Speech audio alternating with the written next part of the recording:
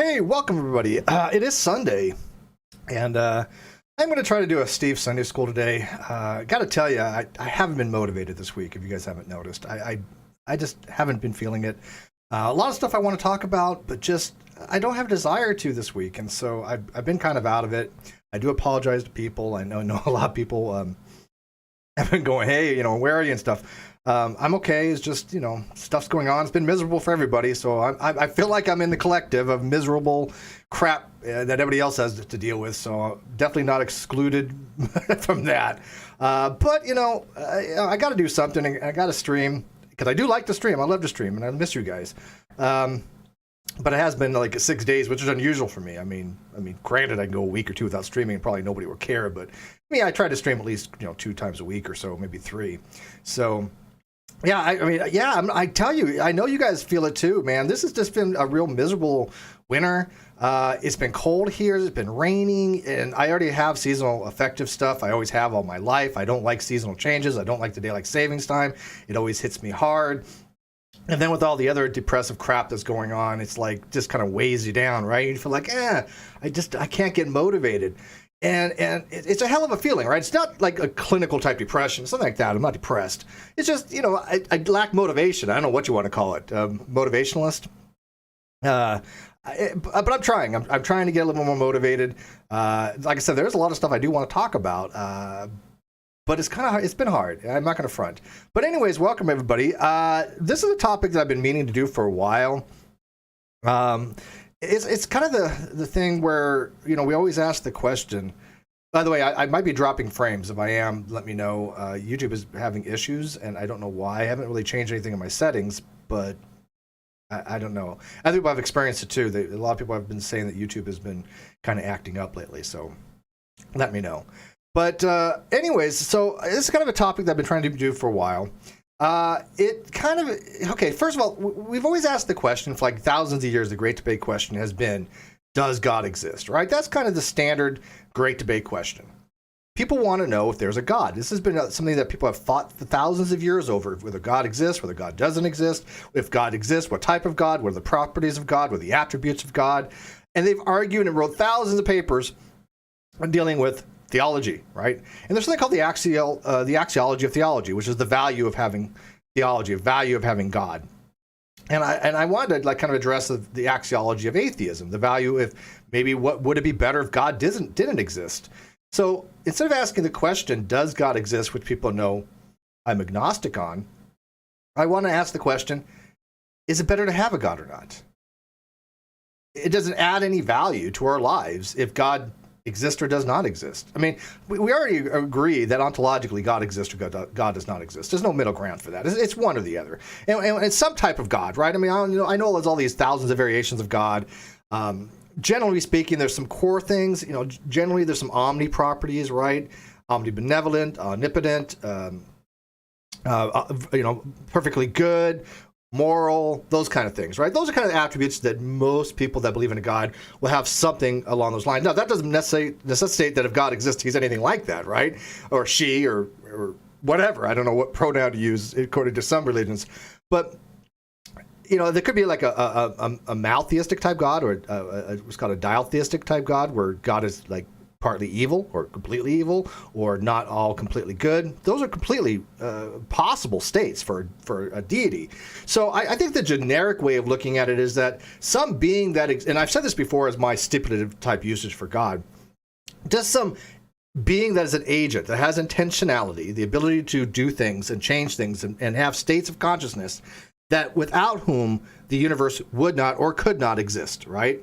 That's how I kind of look to see if I want to know if people believe something like that. I want to know if you believe in a being that if that being was not something that existed, there could not be a universe.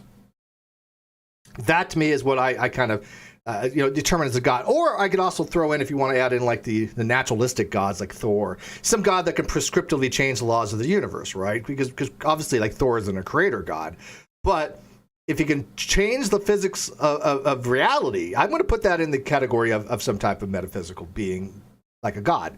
And I think that's kind of what we're going for, right? Because when I hear people answer the question, "What do you mean by God?" I'm automatically going to tune out. I don't want to waste my time with somebody who says, what do you mean by God? If you haven't had a God concept and you don't, if all these times you've heard people on videos talk about God and say, well, God this, that, and you say, what is a God every single time, then you probably should be going out playing softball or something. You probably shouldn't be involved in these discussions if you don't even, after all this time, have some conception in your head when somebody says the word God, you just, draw a blank? What do you mean by this? It's not like I'm saying the word blah, blah, blah, blah, blah, blah. And what does that mean? Because it hasn't had any meaning attributed to that, right? There has been no usage for it, so you have absolutely no idea what that word means, usage-wise. Because again, these are descriptive terms. But people have talked about God for thousands of years, so it's just a waste of time for anybody to tell me, what do you mean by God? I'm just going to leave that conversation and go somewhere else for the most part, because it's not my thing to waste that much time. And I could get into things like agnosticism and theological incognitivism, which, by the way, are great subjects to talk about. Don't get me wrong. If somebody says, look, what do you mean by God? I'm a theological incognitivist. Oh, yeah, I might be able to talk to them a little bit by what they mean by it, how they understand that term. And every so often, somebody actually is that position. It's usually rare. They usually misunderstand that position. But, it at least has a dialogue because, they may have heard these concepts of God, but they don't think there's any being to instantiate that proposition God exists with, right? So if God, I should say there's no intelligible way of making that a coherent question or proposition that has a truth value. So if I say God exists, they're like, well, what is that concept that you're talking about that to even add intelligibility to that question or that proposition? It's not truth apt. It can't even have a truth or false value. That's how a theological cognitivist would actually look at it. They would think that proposition is not something that has a truth value assigned to it, right? And as far as a deist God, I'm going to put deist under theism, right? Now, that's obviously a non-classical approach, and the classical theistic approach, theists would think that there's an interpersonal God, right? An interrelational God that communicates with people somehow and, somehow controls your life or at least influences your life, that answers prayers, things of that nature, right? I don't really care one way or another if that's the case. I think, to me, it's just a metaphysical being that exists that has that kind of power. Deity is fine. Now, that's a non-classical approach, right? So under non-classical approach, deist would fall under theist, but under classical, that is correct. A deist would not be considered under theism. So when we're talking about theism, we're talking about any type of God, deist or otherwise. Now, it doesn't have to be that way. Again, just the schema that you want to go with. So when we're talking about the axiology, we're talking about a value system, right? We're talking about values and things like relating to our aesthetics, intrinsic value, meaning of life, quality of life. These things have to do with what we value as a human being. And one of the things that axiology of atheism would probably talk about, again, I haven't really seen much on axiology of atheism. I always see axiology of theism, which are the benefits of God exist. But, when we say that, well, if God doesn't exist, how does it affect my life if God, as opposed to if God does exist? Some of the arguments against God existing in that case would be that we value certain things. We value things like our privacy, right? This is the fact that we're a social species. Now, I completely believe that for some reason this came from evolutionary processes. Why, I don't know. Why we're so ashamed to do certain biological things that are common that everybody does. But we usually don't do it in public, right? Or we do usually have some privacy there. But of course, God being everywhere, God all-knowing, he obviously violates your privacy, right? He obviously has now whether he what's an emotional state on it, whether he gives a damn or not, is irrelevant now. But he is watching all the time, supposedly. That would be considered to be that he values this particular possible world where he knows everything that you're doing, right? It just seems to be a privacy violation.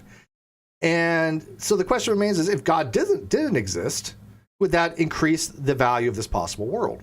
Now, we assume, and I find with this, assuming this arguendo, that this world, if God exists, he created this world as the best of all possible worlds. I don't have a problem with that. I mean, why would a being with such power create an imperfect world that doesn't get to where his goals are, right? What would it mean for him to create a not perfect world? I mean, it makes no sense. If he created this universe and this world, it would be for his design, the way he wanted it, right? Because if he's all powerful and all knowing and all good and all this other stuff, he created this world to his specifications, right? So if there's any issues with this world, that this is not the best of all possible worlds, then that wouldn't really make much sense to me. So I'm assuming that this is the best of all possible worlds, according to what a theist would probably say, right? I don't know any theist that argues. And again, I'm gonna have a call in here, and I hope some theists do call. I hope anybody calls for that matter, or whatever.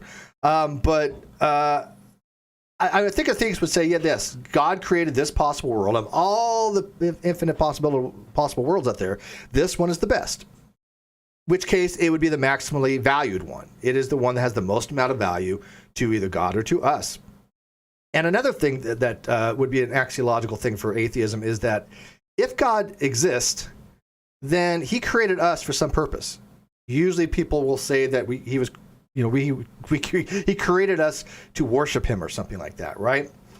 Well, that to me seems a bit contrary to the whole free will things, right? Now, granted, I don't accept libertarian free will, by the way, but let's assume that we have complete libertarian free will, which I don't even know how that would be possible, but let's assume we have free will and we have the ability to choose God or not choose God, right? And again, I think it's kind of odd that we don't have an informed decision making process by that. We don't have information to us where we can go, hey, God, can you tell us about you, right? There's no direct communication there where I get real-time feedback. I just don't think that happens. Some theists may disagree, right? Of course, obviously they think that, yeah, they may be talking to God and God may be talking to them. But I haven't had that. As a non-resistant non-believer, I've never had any communication with him. So if God exists in that capacity, that he's all-knowing and all-benevolent and this is the best possible worlds, and he created us just to worship him, then where's our freedom, right? I mean, a good way to explain it would maybe be something like a parents having a child just so that child could be raised to be an organ donor for one of them when they get sick, right? Because there would be more of a genetic match. That kind of, now obviously the child doesn't have to do that, but the purpose was for that child not to be born to be loved by the parents, not to be procreated for continuation of the species, but merely for something that the parents wanted. It was for the parents, not the child. Same thing for if God created us just to worship him, then God created us for his purpose and not for our own purpose, right? I mean, that's just one of the arguments for the axiology of atheism. Again, I'm not saying these are great arguments. I'm not saying they're infallible. I mean, these are arguments out there. You're going to go read about these types of arguments. I think it's I can't pronounce his name. Guy Kuhn. I hate pronouncing people's name, but he wrote a paper on something like this called should we want God to exist? But these are the types of arguments that are out there, and I want to get your guys' feedback on it. What you guys think? Do you think that, the world would be better if God didn't exist? Because right now, if God does, and I was talking about this on Agree to Argue, if God doesn't exist, and it seems to infer that whatever this is all there is as far as we're concerned, we're going to die and just be a non-issue anymore. We're going to be a non-factor, right? We're not going to have any causal influence on the universe after that, right? Our atoms will be scattered, and eventually those will decay, and eventually the whole universe will just be gone, right? Which just sounds nihilistic, but it's a fact of physics. And what depresses me a little bit is that when it comes to axiology, one of the things included in that is aesthetics and beauty. And I've said before how much I appreciate art and music and literature, and to know for a fact that at some point in the future, no matter what your belief is, all that will be gone as far as this universe.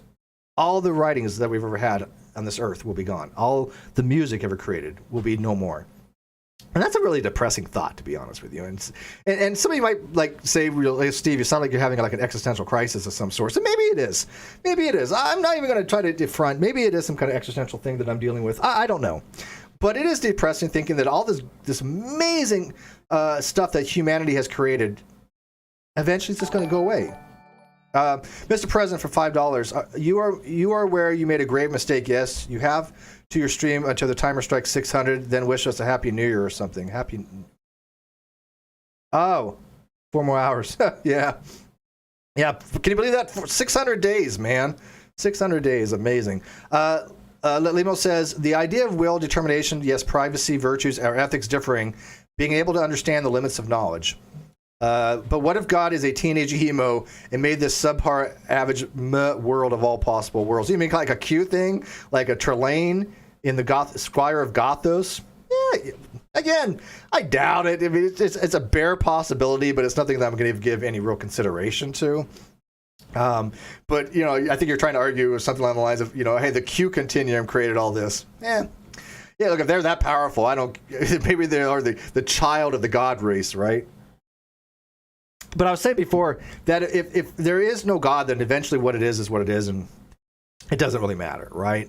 But if God does exist, does that add any extra value to our lives? Because at that point, we have a lot of uncertainty, right? We don't know what the hell is going to happen. And I'm sorry, but I don't think anybody has a clue what the hell heaven or hell would be actually like, if those places even exist. Even as they're described, some of it seems just hard to comprehend. So even if they do exist, I don't think our brains are hardwired to comprehend or apprehend what heaven and hell would be like. I just don't think we could. It'd be like trying to apprehend an infinite being like God. I think most theists would recognize we can't do it. I've never met a theist in my life that says, hey, look, I am so brilliant and so arrogant. I know the mind of God, just as much as he does, or even better sometimes. Now, you might have people out there that are that narcissistic, but I don't think that that's the case generally. And so, if God does exist, does it add any value to our lives? Because now we have the problem of, again, the privacy problem, the creating us to worship him problem, and who knows what the hell's right with all these thousands of denominations out there. People are playing a guessing game. They think they're reading the Bible correctly, which, by the way, isn't the only religious text on earth, and hoping they get it right. And they're literally banking on, hey, I've understood this correctly, and I'm good to go. I'm going to be live for eternity, which again in and of itself may not have something of value. If you live forever, is there value in that? First of all, nobody wants to live forever in this universe, right? I don't think anybody would do that, because they don't seem to realize that eventually this universe is going to be a sea of photonic energy and quantum fluctuations again. And yeah, you existing in that would be tantamount to hell, right? I mean, you'd just be in a black abyss for eternity. Not something I think anybody wants to go through. And so that is similar to like annihilationism, or what people would consider to be a hell. Is just you're so far removed from God that you're just floating around in empty universe of blackness. Maybe that's actually hell physically, right? So maybe there actually is a physically hell, and I don't know. That'd be more of a concordance approach, maybe. I don't know if the Bible says anything like that, because I don't think it does. But there'll be no difference between non-existence for us if God doesn't exist, or if God does exist in annihilation. I don't see a significant amount of difference. You cease to be, and if we cease to be, then it at least implies that if we cease to be, then why wouldn't the universe cease to be at one time too? I mean, it just. I know from physics that every model predicts that the universe is going to cease to exist at some time. Lord Bryant says, one answer to rule them all: deism, classical deism, pandeism, neo-deism, panendeism. I don't know. I'm not a big deist fan, man. I know you are, and I know Mr. Brass says deism doesn't really explain much to me. I can understand the concept of like an aesthetic God. Deity that says, hey, look, I'm going to create this God this world because of beauty, because I do find it's amazing how things interrelate. Music and math and art and nature all have this symmetry between them. I still have a mind boggled by that. I really am awe. If anything's going to be spiritual to me, that's going to be spiritual, I've said before. But why would a deity do all that then just walk away, right? I mean, if he's just going to be some non-personal being, that makes no sense. What does he get out of it besides just, looking at beauty? Look what I did. I made this art. Okay. Who is he going to show it off to besides us? And then what? He's just going to be like, you guys are the art. Okay, great. You did a good job, but I don't think that really explains much. What would be the purpose besides just, he liked it? Okay, fair enough. Or for some reason there's this deity that became God, the universe, right? Some kind of, like you said, pandeism, where he literally just poof became the universe. How does that work? I don't know. Okay. By the way, I'm trying to get caffeinated. This is literally my liquid motivation. Okay. Mr. President 99. Oh no, I already read that one. Let me scroll down here. Value is a value call. Well, value. Look, I think there's certain things that have intrinsic value, and what we mean by intrinsic value is the value that's based upon what the item actually is, right? For example, gold has intrinsic value. Its value the fact that it actually is gold. Fiat money, like a dollar bill, has no intrinsic value. It's a piece of paper. The paper has no intrinsic value. It has value because it's leveraged against something. At one time it was the gold standard, but now we're off the gold standard, so it's debt money or fiat money. So it's not really leveraged against anything. It literally is debt. But it's not worth anything as far as the paper itself. What's worth is the value we give it, right? So there's an external value we give to money, but gold itself, it has an internal value. It's intrinsic value. And people have asked for years, thousands of years, do we as humans have intrinsic value? I mean, I can go either way with it, but I kind of think yes. I think there's an intrinsic value we have because we're sentient beings. And that to me is amazing. And the fact that we can create, there's value to be had for that. I mean, I'm sorry, Aaron Raw, but I've never seen a rock atheist create anything. Right? I've just never seen it. So I think there's a distinct difference between a rock that has no intrinsic value in and of itself. I mean, unless it's a gem, right? Some rocks obviously have intrinsic value, like a diamond. But let's just say like some, general quartz, cheap rock that has no value to it other than what it is. Okay. I've never seen anything create anything. We can create. We can comprehend. We can apprehend the universe. There's like the strong, or at least the weak anthropic principle. Where, the universe is something that we can actually understand, which is amazing because we have 4.5 billion years of evolution. And it's only until, a couple millions of years ago that the humans were able to actually start getting sentient and start recognizing the universe and really apprehending it. I mean, holy crap. Dude, I tried to give you a heart attack. Residence for 500 Australian. Does this super chaff have intrinsic value? No, it has extrinsic value, but man, you made my day because I haven't streamed at all this week. And I knew I wasn't doing very well. And wow. Damn. Thank you, Rez.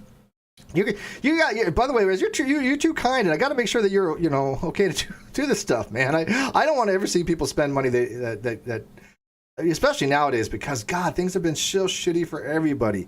Thank you, man. It means a lot. I actually had to spend quite a bit of money last month that I wasn't expecting to spend, which sucks. But I had to do it, and it is what it is.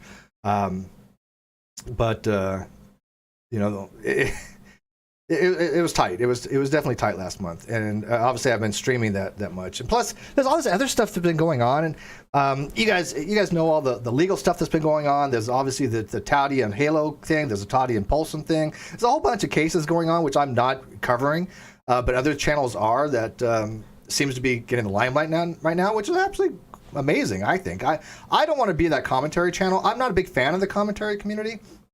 I'm only a fan of the ones that do it legit, people that do it honestly, that people don't fabricate stories, people just relate the facts and maybe give their opinion. I have nothing wrong with that. I love Emily D. Baker. She's doing an amazing job covering these things.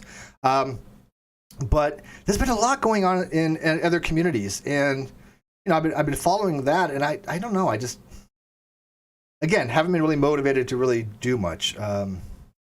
But thank you, Rez. Thank you much for that, man. That was very, very nice of you. We're going to have to play some games, man. We're going to have to play some Destiny 2. That's how I've been getting my mind off things. I've been playing Destiny 2 by sniping people. Well, actually, I use a what is it? A gnawing, what's it called? A gnawing hunger. That's a gnawing hunger. But yeah, that's all in Australia. I think it's still like $300 American or something. It's still quite a bit. But thank you, Rez. I mean, everybody thank you. Everybody say thank you to Rez. But like I said, make sure that you can actually afford it. Steam's going to war against Keemstar. I don't know anything about Keemstar hardly. I got no beef with Keemstar. I don't want Keemstar to even know who I am. I don't deal with any of those people. I just don't. The only people that I watch that even tangentially, remotely related to those things. I like EBJJ Comic Nut. I think his channel is great. Well, that's and of course Baker, and there's a few other T-spiracy type stuff, or not T-spiracy, was it T? I don't know, a couple T channels but again, only because I've been trying to get their input on some of the documents going on. And man, I'm telling you, it's a crazy, crazy world out there right now. All right, but I'm gonna have to get over that shock there, Rez. Thank you. People know I do this, because I enjoy it, but I also live on it as well. But I don't make a lot. I'm not trying to be any big YouTuber. If I was, I'd be doing completely different content. Not my thing, though. I love the channels that are doing very well. I think there's a hyper competitiveness that doesn't need to be there. I like when channels are successful because I watch them, so. And I've been watching a lot more than recently. Last year, I didn't hardly watch anybody, right? But now that we're quarantined for a year, and I have been quarantined for a year. I mean, I haven't gone anywhere besides the store once every couple of weeks. I've been literally quarantined in my house for a year. I am going stir crazy. I'm not going to front. My daughter's been coming over every weekend, which has been the only thing that's my saving grace. She'll be over later on tonight, but it's been hell in Riverside County here. They just now started opening things. This last Monday, Governor Newsom had allowed bars and restaurants to have limited. So that's going to be. I got to get out eventually. And also another thing I'm going to have a future episode. I do want to talk about what's going on with the whole GameStop thing and the short sellers and the market and the hedge funds. I put on Twitter my too long didn't read explanation of it. Everybody says it's pretty well correct. I mean, minor things, but I know what they're saying. But I've been talking to Ruif on it, who obviously knows the market really well, and that to me I've been just blown away at what the market's been doing. But that's a completely different topic. $50 Australian is 32 cents in American. Yeah. No, I'm just kidding. I don't know what it is, and I'm not even going to bother looking it up. It's whether people give $20, $100, $50, whatever. I'm flattered. I'm still to this day, after doing 1,100 videos I've done, maybe more. No, it had to be more because that's just on my channel. That's like 1,500 videos I've done, I guess, counting of the other channels. The fact that people watch and give, I'm always going to be amazed by that. I'm always flattered by that because that means they watch and they want to give something to the content because they like what I have to offer. I love that. I really do. During quarantine, you'd be surprised how long 20 pounds of basmati rice can last. No, I get you, man. I love my rice, but I've been eating cereal. I've been eating granola stuff, rice. I mean, a lot of dry products. Yes, quite a bit. But I also got to tell you, I've been eating a lot healthier too. Cut out all kind of fast food. I've been working out. I've lost a significant amount of weight. Put on a notable amount of muscle mass. But we're going to get into that later. That's a whole different topic. But my channel. I go from here to there. Okay, so back a little bit on here. Yeah, I want people to keep buying BlackBerry stock. Yeah, we'll have a separate episode, I think, on the market. I think might do that later on this week. It's not going to change anytime soon, but I will tell you the bubble will eventually burst, though. Got to fix something real quick, and then give me a second here.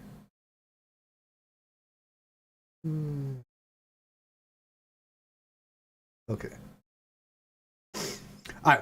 So anyways, back to the subject at hand about wanting God to exist. So call in. I have the number in the video description. It's just a generic voice over IP number for Google. It's not my cell phone number, which only a handful of people have, but this number is public. But I will put it in the live chat as well if you're too lazy to look in the video description. But if you want to call in, there's the number. It basically only allows one at a time anyways. So, but if you call in, let me know what you think, especially if you're a theist or atheist. If you're an atheist, do you think it's better that God doesn't exist, or would you like God to exist? There are some atheists that say, you know what? Yeah, God doesn't exist, but man, I really wish he would. I think it'd be much better. Nothing wrong with that. That doesn't change anything. Or a theist to say, yeah, look, I believe God exists, but man, it would be so much better if God didn't exist. Or tell me why you think, if you're a theist, it is better that God exists. What value it adds to anything. And if you're an atheist, give me why you think that God doesn't exist. Or if you're agnostic, why you don't have a position either way, like me. I personally, I have a hard time saying I think it's going to be more value if God exists, as described by what I find by most theists. Now, I know that's a qualifier, and I tend to avoid qualifiers, but I think it's appropriate here that the way most theists describe their deity, I don't know if it would add any value, because it just, again, creating us to worship him, being omnipresent, having a lot more questions than answers. But even still, if God doesn't exist, that doesn't mean there's not questions out there. I mean, why is there something from nothing is a huge question out there in metaphysics. Now, I know, like Dr. Krauss, tries to, answer that question with physics from quantum fluctuations, but that doesn't answer the question why are there quantum fluctuations, right? It just kind of pushes it back. And so a lot of philosophers, like including even Bertrand Russell, kind of just said, hey, look, I don't have an answer to this, and I'm not even going to try to even pontificate on it. I'm just going to call it a brute fact that the universe exists and go from there. That it doesn't have an explanation. Or if it does have an explanation, we have no idea what it is. Oh, I got a call. Okay. Let me just say this super chat real quick. Andrew Knoll, $2. Google gave me this money, passing it along. Oh, yeah, for Red. Right, YouTube Red gives you $2 to give to people, which I think is kind of cool, actually. Right, because that means, hey, look, I'm going to give the $2 to the people that I like watching. But anyways, thank you, Andrew Knoll. So who do I got here? I haven't done a call-in show by myself in ever. I don't think, have I? I don't remember. But who's this? This is Frank McAvoy. Hi, Frank. What's up, man? I just wanted, I'm calling in basically to put in my 2 cents about your challenge about to respond to your video. I'm a practicing Roman Catholic. I practice, but I don't get any good at it. Well, yeah, I always love when people say like I'm practicing this. I'm like, well, does that, are you getting better at it? Are you getting more proficient in your Catholicism? Make sure on the outside chat that you can hear him. Like I said, I think I got it all set up right. But let me know on the outside chat if you can hear Frank. I think they can. But go ahead. But the thing is that the way I put my money on the belief is that St. Augustine in the Confessions said God will stop an alcoholic from drinking. He stopped me from drinking. Well, okay. Alcoholics Anonymous has in one of their steps that you have to say that there's some kind of higher power, right? Correct me if I'm wrong. Right. Well, I'm not sure about that, but I think one person who was in AA told me that the only higher power he can't have is the one he sees in the mirror. Well, you have to admit that, again, I've never been to an alcoholics meeting, so I've just gone by other people. But they say that they have to admit that they're powerless, and there's some power higher to them. Now, I do think that they're trying to get people to make that into God. I do believe that. But whatever reason, they're saying that they have to relinquish their own power to something else because they have an inability to stop drinking, right? So right. When you say that God helped you to stop drinking, if AA recognizes that could be anything, right? They don't necessarily say it has to be some kind of omnipotent, all-powerful being. Something. No, right? I've heard that there. From my people I know who are in AA, they basically say they know atheists in AA. Of course, yeah, absolutely. As a matter of fact, one person I know said that AA owes a great bit of gratitude to the early people who were in AA who were atheists. Mm-hmm. Yeah, no, I don't doubt that at all. They stopped it from being a church group. Yes. Yeah, no, I totally agree with that. Yeah. But one of the things also, I wrote a thing one time an essay to myself. You were asking about what why does God exist or what does he get out of it? Is that I think that I wrote an essay to myself called "The Gospel According to Saint Screenwriter," where basically would you ask me about some of the characters I have in some of my screenplays, and they basically said, well, I think the world of them. I love writing lines for them. I really like it when they do sing things and say things I don't expect. And really, I can't imagine life without them. Mm-hmm. And maybe God looks at us that way. Well, there's a difference, though. The difference is that the creations that you're creating are still fictitious, right? They have no agency. They have no intentional states. They have no ability to have any causal relationship to the universe. They don't do anything. Now, that doesn't mean you can't have feelings for them, right? That doesn't mean you cannot have passion for your art. I mean, I know a lot of artists that love their art. They're like, I created this with my hands, and I think that's amazing. Musicians, too. I mean, when they create a beautiful masterpiece of music, they feel proud for that, right? Because that's they invested emotions in it. Yeah. but again, it's one of the things that's really funny is that I think that, and it's interesting because I listen to a lot of, people, and I know people who are agnostic and atheists through YouTube and other things, and I get along with everybody. And because I tend to joke around. And the thing is that one of the things is that it's sort of, no one is going to be able to come up with a definitive answer because, faith requires a leap. And you can, St. Thomas Aquinas notwithstanding, you can get up to a certain point, but you're not going to really be able to get to anything definitive. Yeah, you're but never going to get proof. I don't know if that's the term leap of faith. I think is a little bit misused. It's not like, oh, I'm just going to leap and have some faith. It was actually a term for Kierkegaard, where I think it was Kierkegaard. Was it Kierkegaard or was it Kierkegaard or? I came the leap of faith. I got it mostly, I think, from Paul Tillich and maybe from C.S. Lewis too. Well, C.S. Lewis wrote a lot of apologetics, but I think Kierkegaard is the one that kind of said, look, there's trying to combine the search for value for man and not finding it, right? I mean, this existential crisis that inherent in people trying to continue to look for value and just not finding it. It requires some kind of leap of faith. But it wasn't like just like blind faith. There's a little more technical than that. I don't remember exactly the way he worded it, so I'm going to put a pause on that. But it's not just, hey, just believe for the sake of believing. It had a lot more to do with existential crisis type of stuff and trying to find meaning of value in life from an axiological point of view. If I remember correctly. I think no matter what, we're all trying to figure this thing out. Yeah, well, hey, look, I agree with you. Right, we're on the same boat. And one of the things is that I hang around with some people, and I know some people who basically say no, this way is the only way, and I'm not like that. There was a guy who did a series on PBS a number of years ago on comparative religions, and I liked his image that he said we're all going up a mountain, and for me to yell over you going up a different mountain face, your tools are all wrong and you don't have the right rope and stuff like that is sort of stupid. Because I don't see the face you're going up. I had a friend, a very dear friend, who kind of put it. She was Catholic, and she was just like, "Look, I do believe that the Catholic Church is the way for salvation, but doesn't mean that somebody has to be a part of the Catholic Church."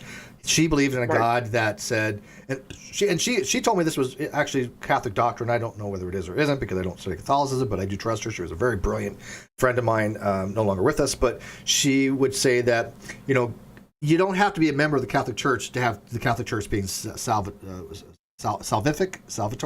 What's the word for salvational?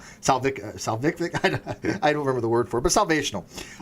When I was back in grammar school, I heard about a priest named Leonard Feeney, who basically said, like, the Catholic Church is the only way, and they threw him out for a while. Well, yeah, I think the Catholic Church are kind of getting away from that because, again, they're having issues, right? Let's be honest. The Catholic Church has some issues. And I think they want more and more people to be inclusive, right? The last thing the Catholic Church wants to do is they start excluding people, saying, "Hey, look, you're going to hell, or you're damned, or you're excommunicated, or you're not one of us." They can't afford that nowadays, right? So I think they have been a lot more modernized than they were, 1,000 years ago. Well, I think I guess in Ulysses, James Joyce describes the Catholic Church as sort of like, here comes everybody. Yeah, okay. Well, let me ask you this. Let me ask you this, and I'll get to the super chats we just had. As a theist, do you think that it's for this possible world that is better that God exists, or would you prefer that God had not existed? And you're not trying to slight against God. I don't think God's going to get pissed if you think he's better off without him. But why do you think either way? I'm trying to think. It's like, it's sort of like. I don't really know how to address the question because, from my standpoint, God does exist. Mm-hmm. And you believe he's a metaphysical necessity, right? You believe that he cannot fail to exist. He has to exist as a necessity, right? Well, I think he just does. He does for whatever reason, and with the creation and why he created us, that's on him. But you can't imagine. I mean, it is at least imaginable to say, snap your fingers and say, God doesn't exist now. I'm more powerful than God, and now he's gone. I mean, it's conceptual, whether it's obviously I have something a that was allowable tendency or to not. think that if I go into that parallel universe, I don't think I would change my behavior much at all. Okay. Well, not necessarily change your behavior, but would you want? It's more of a want. This is going to be what's called a subjunctive case. You know, if you could change a subjunctive case is almost like a counterfactual of some sort. Well, it kind of actually is counterfactual. Right, but what is the world? What do you want the world to be? Right? What is your want? What do you want to change? Right? Your wish, your wants, your desires, your changing of the universe. If you could change the universe to say, if I could change the universe where there is no God here, would you want that? I don't think so. Okay. And I'll have to think about that, and I'll send you an email when I think about it. That's fine. You know, by the way, there's no right or wrong answers to these things. Again, these are subjective, subjunctive and subjective. But yeah, I don't know either, man. Again, if the God doesn't exist, and basically when you're gone, there's nothing else, and you know the whole universe is going to go eventually one day, anyways. But if God exists, I don't know how much it's going to be any different if God's going to send people to annihilation or send people to hell or whatever forever in heaven would be. That could be a hell to some people too, because if there's nothing. I have a tendency to think that if I'm going to go to hell, I choose to go there. Well, you know what's funny is when I was on Agree to Argue, there was a theologian on there, and I'm sorry, but I can't remember his name, but he was actually saying the people in hell choose to be there and they can leave at any time. I was like, that's interesting. I've never heard that before. That was worth exploring a bit. I think that Dr. Rana and Anastasia didn't quite agree with him, but it was fascinating to listen to because I was like, I've never quite heard that before. So people in hell choose to be there and they can leave at any time. Okay, that's it sounds like the whole Lucifer thing, right? I love that show. And that's what it is, right? They're there, but they can leave. They could leave, but they're just forever holding themselves accountable for what they've done, and they reliving that stuff, right? It's kind of like that kind of scheme, right? Right. Sort of like the prison in Scientology. They're staying there. Yeah, I'm sure that's voluntary. Well, that's true. From what I hear, that people who are in the RPF or whatever they call it, or something like that, if you went in there and told them, broke in there and told them they could all leave, they wouldn't. Yeah, but there's such thing as brainwashing and coercion, right? That's I mean, so when you've been brainwashed, I don't consider that to be freedom. Sure, physically they can leave at any time, but they have been conditioned not to. That I have an issue with, right? All right. Well, thanks, Frank. I appreciate it, man. Nice talking with you, Steve. Always a pleasure, man. Yeah, and keep up the good work, man. I appreciate it, man. I needed it, man. I gotta tell you, I really needed this today. I love doing this stuff, and the fact that I haven't all this week has gotten to me. So this is probably the best thing that I needed right now. So I appreciate it, man. Washington was a little crazy this month, so that's where I live. What hasn't been crazy this month? The thing is that I always think about, I think if the Christian nationalists get in control, my Irish Catholic Han is going to a death camp. Yeah, they're going to get rid of me. They get rid of me. No, nobody's going to get rid of you. You're good to go. Okay. All right, thank you, buddy. Yep. Yeah. All right. Kawasa 10,001. The want we seek in God probably addresses what we perceive as our limitations as humans. If anything, the concept of heaven and hell that no bad person can escape is admittedly very compelling. Well, and that's the whole thing. Can they escape? And again, if you're in heaven, could you then choose hell? Because think about it. Satan rebelled. Satan had perfect knowledge. He decided he didn't want to be up there. Now, he didn't cast himself down to hell. God supposedly did that. But is he free to leave at any time?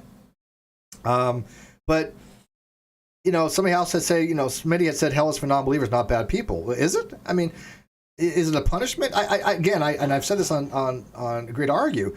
I have a hard time accepting a God that just say, look, I'm going to punish you just because you didn't believe in me. That is not something worthy of punishment. It's just not. Right? Epistemically speaking, not believing somebody is not worthy in of itself of having any kind of punishment. It's just why? These are your if God gave you the free will to have thoughts, why is it that your eternal salvation is contingent upon your mental state? That makes no sense to me. Never did. All right, move on here. Delcos Man for $5. Newsom is an ass, and Santa Rosa is getting pretty bad, to be honest.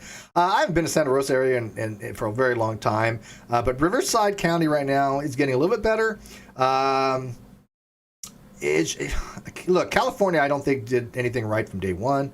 I think they should have done a lot of the stuff very early on. I blame the Trump administration, but whatever. We're getting a handle on it now. Things have been getting better, supposedly, but it's still not where it should be. But they did flatten the curve, and that was the intent. Smitty asked, "Can God?" Oh, by the way, the line's open if you guys want to call. Let me give the number again. But God, he asked, "Can God kill himself?" Well, I don't think that's probably even a coherent question, because if God exists, I don't think he's alive in the way we would imagine, because a lot of people subscribe to what's called divine simplicity. So God has no primitives. He's not comprised of anything, right? Like we're comprised of atoms and a whole plethora of flora and fauna and bacteria. I mean, we have symbiotic relationships with all kinds of different other species. We couldn't even exist without them, right? So, what makes us is very complicated. So we can actually, cease to be. We can actually not exist. If something about us changed where our bodies didn't work the way they're supposed to work, or to keep enough of us physically alive, then yeah, we would not be, but what would fail for God? What would it mean for God to die? I mean, he has nothing to fail. I mean, he is not comprised of anything. The Athena Goddess Wisdom, I just gave the number again. Let's see. Do we think the world would be a better place without religion of any kind? Dark Leader asked. That's a little different question, though, right? I understand that question. That's a question more of anti-theism, right? And by the way, if anybody listens to Randolph Richardson on theism and atheism, don't bother coming around my channel, because you're going to be so confused. I'm not saying don't show up, but I'm just saying you're not going to understand any of this stuff, because he doesn't understand any of it, because he has this weird, bizarre usage of terms like anti-theism that makes no sense. He's been telling people that anti-theism is merely the belief that God does not exist. That's just nonsense. Anti-theism is a position where you are against the God concept or you're against religion, right? So an anti-theist would say it is more of a value if the world didn't have religion. Right? They would like to see religion gone. That's a fair question to ask. Do you think that, the world would be better off without religion? But that's a different question than, do you think the world would be better off without God existing? Right? Because one's not contingent upon the other. God can exist. There could be religion or no religion. There could be no religion or religion. If God doesn't exist, they're not. There's no relationship to each other in that capacity, right? One's not contingent upon the other. There could be no such thing as God. You still have religion, right? What the hell are you sending me, Chesh? That's dirty. I don't get it, but that's dirty. What is that? Chesh sends me the strangest things sometimes, people. Good thing I'm not showing a screen grab. Let's see here. Kawasa, if God punishes non-believing atheists, does he punish rocks and babies? Yeah, that's a good question, man. According to Aaron Ra, probably. If rocks are atheists and God punished atheists according to theists, it wouldn't be toward Aaron Ra, right? Because Aaron wouldn't say that anything's being punished. But if Aaron's right and rocks are atheists, and some theists, not all, but some theists think that atheists are going to hell, okay, then rocks are going to hell. That's his logic, right? That's how the logic would flow, right? Atheists are rocks are atheists. Atheists going to hell, therefore rocks are going to hell. I think that's how the logic would go there as a categorical syllogism. But I don't think a lot. I don't think many theists agree with Aaron that rocks are atheists, and I certainly don't think that any of them think that rocks are going to hell. And a lot of them probably don't even think atheists are going to hell, maybe. I don't know, maybe the evangelistic ones do. But I've met a lot of Christians that go, yeah, we don't think atheists are going to go to hell. We think that that there might be a place that they go to like repent of sins, but then they'll be giving a salvation by Christ eventually, that somehow is kind of like universalism, that eventually everybody gets to go to hell, or go to heaven, or that God will say, hey, look, you accept me or you don't accept me. If you don't accept me, then I'm going to send you to hell like I did Satan. I don't know. There's so many different variations, right? I've heard so many different variations. UKPI says, do you reckon atheism is more of a USA thing? Because I reckon atheism is more of a USA thing because the place how America seems to have clung on to Christianity. In the UK, Christians are a minority. We aren't even chastised for disbelief. Yeah, no, it is more of an American thing, UK, a lot more than it is, I think, in Europe. We have a lot more, and I hate to say it, but we have a lot more prosperity gospel, and we have a lot more money out there for people to be religious with congregations. I mean, it's power. Religion is power and money. And again, I'm not the person out there ringing some alarm bell, right? I'm not a conspiratorial person by any stretch of imagination. These are just realities we have to accept, that there's power and money in religion. Anybody who says otherwise has not been paying attention with the whole Trump thing. I mean, it was a Christian evangelist, they'll put him in power.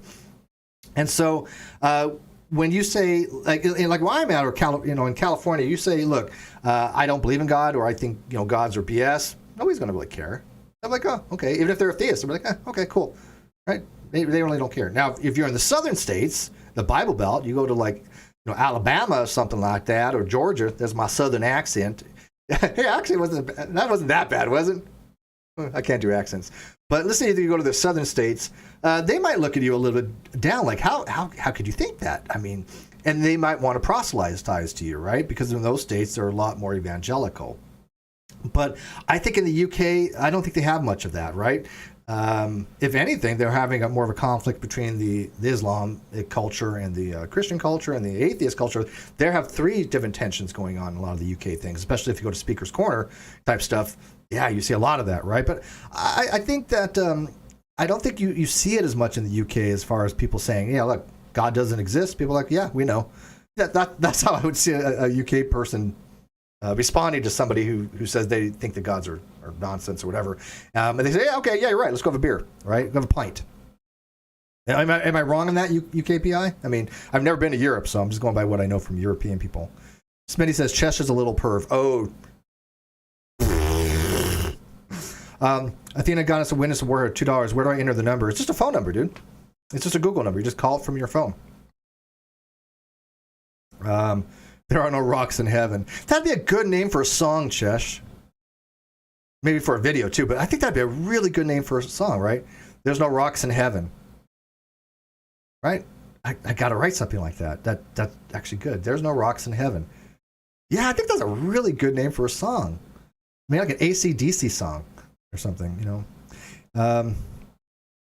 Let's see here. These doctors say all dogs go to heaven. Yeah, probably more likely dogs are going to get in than most people, if there is a heaven.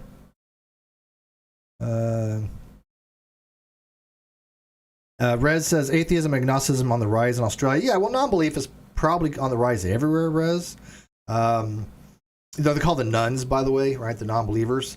I think that's a lot of it is because church attendance is down. Millennials, I think, are a huge portion of that. I think a lot of millennials just don't have the same religious beliefs as their parents and grandparents. A lot of them are more technologically minded. A lot of them are just not interested in religion. They're not interested in, the social events for church, because a lot of people went to church for social events. I completely understand that, and I don't fault that at all. I went to church for social stuff. I still might go to church for social stuff. Doesn't mean I believe, but especially when you've been cooped up for a year. But I don't think anything's wrong with that. I think that if you want to go to church, and even if you're a non-believer, or even if you think gods are nonsense, you want to go to church for the social stuff, I don't see an issue with that. I really don't. I don't know what you guys think of that, but as long as you're not portraying yourself to be somebody you're not, I think it'd be kind of disingenuous to go to church and say, yeah, I believe. Then, as you walk out the door, you're like, yeah, this is BS. No, let them know. I'm not a believer, but I'm here to, just meet people and socialize. I think a lot of them would be very friendly. I think a lot of churches would be open arms and welcoming those kind of people. Were they not? I mean, am I wrong on that? I don't know. Give me your guys' opinion on that. Let me give the number again. There you go. Somebody says, when church indoctrinates children, you shouldn't actively oppose church attendance. Man, that whole thing about indoctrination of church when it comes to children, that's a tough area, man. because again, we have religious freedoms, and parents have the right to raise their child in any religion they see fit, and that's a freedom that America has. Now, I do think I will go on the limb, and I'll say if parents are teaching children bad science, like young Earth creationism, there is an argument to be had for intellectual abuse. Right? It's definitely not physical abuse, but it does hobble them. Right? I mean, that to me, you can make an epistemic argument for that. And I also think that for sure, if parents don't have their children vaccinated, if they don't allow blood transfusions and things of that nature, that to me does border a line on child abuse in some ways, right? Because at that point, you can believe whatever you want, but we have medical things for a reason, to save people's lives. And just because you don't think the medicine worked, that's not your call. It should be the doctor's call. The doctor should be able to say, your child needs this, and I know more about this than you do. Your religious belief should have no say in that. I do believe it very strongly. But I do understand that, like Jehovah's Witness, they won't have a blood transfusion. I don't particularly agree with that. You can fault me for that. You can come at me for that. That's fine. I do believe in religious freedoms, and I do believe in separation of church and state. But again, when a child is involved, it should be the doctor's. If the doctor says you must have this or you're going to die, that should be the doctor's call, not the parent.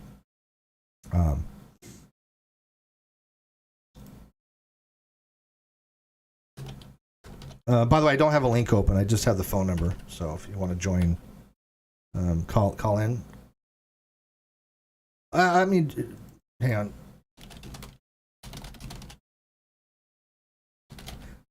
I don't know if you want me to get a link or let me know what you want, Josh. If you want a link or you just want to call in. If there's a link, I got to set it up. Let me see here. You guys heard that setting it up, so there we go. If Joshua wants to come in and take calls too, that's perfectly fine. Evangelicals can suck my D because they're the most evil people that exist. I don't know if they're necessarily evil. I think a lot of them are just misled, and I think a lot of them. I will say the evil if they actually know what they're saying is BS and they still do it, and they do it for political or monetary reasons. And yes, I'm going to put that under evil. Like Paula White. I mean, how could you listen to her and think that she's anything but evil? Because there's no way she's believing that stuff. There's no way you can convince me that Paul, unless she's insane, unless she has actual mental issues, which I don't know if she does or doesn't clearly, but unless she does, there's no way you can convince me that she doesn't think that angels are coming from Africa to save Trump, as a political candidate and get him reelected makes any bit of sense. I mean, does she actually believe that? If she actually believes that, then I can't call her evil. I just call her insane, maybe. I find it to be a very delusional belief system. It's not that she believes in God. It's not that she believes in demons or angels even. But if she thinks that God is sending angels to help Trump, yeah, I'm going to call that a problem. Because, one, that didn't happen. So maybe her God is not as omnipotent as she believes, or those angels weren't very powerful because they didn't get the job done. They had one job, and they couldn't get it done. But if she doesn't believe it, and she's just doing it for political power or whatever, as the spiritual advisor to Trump, then that's evil. That's just straight up evil. One sec. Well, hey, little miss thing. Hello. Hello, can you hear me? There you go. Awesome. Oh, hi. Yo, what's up? No, not much. I just thought you were getting into trouble, so I thought I'd come by and continue more trouble. Oh, no, I'm not getting any trouble today. But the phone number is open, by the way. She's actually in a link for a hangout, so if people want to call in and talk to both of us, call on in. I know Athena was trying to call in, but it's just a phone number, so. But I don't see anybody on the line. I've been having a day, but I heard you say something about the education nonsense going on. You mean parents teaching their kids like bad science? Yeah, and like Sunday school. I don't Well, what do you mean? I'm not following. You were saying that like you weren't sure about like it's kind of a sticky subject about like teaching Oh, kids and oh, oh, oh, oh. indoctrinating children Yeah, and stuff. yeah. Again, because we have religious freedoms, right? And as much as I hate to admit it, as a country that has religious freedoms, parents have the right to raise their children in any religious system they want. It sucks as far as some religions, because again, Scientology is a religion, and people know that I'm very much against Scientology. But unfortunately, they have the freedom to do that until Scientology loses their position as a religion, which they should. But what do you think on that?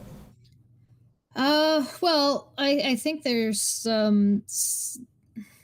line, right, where things get too extreme, right? There's too much of there's an argument to be made about one, too much of a good thing, or two, too much of like you're teaching people, like you're traumatizing your child.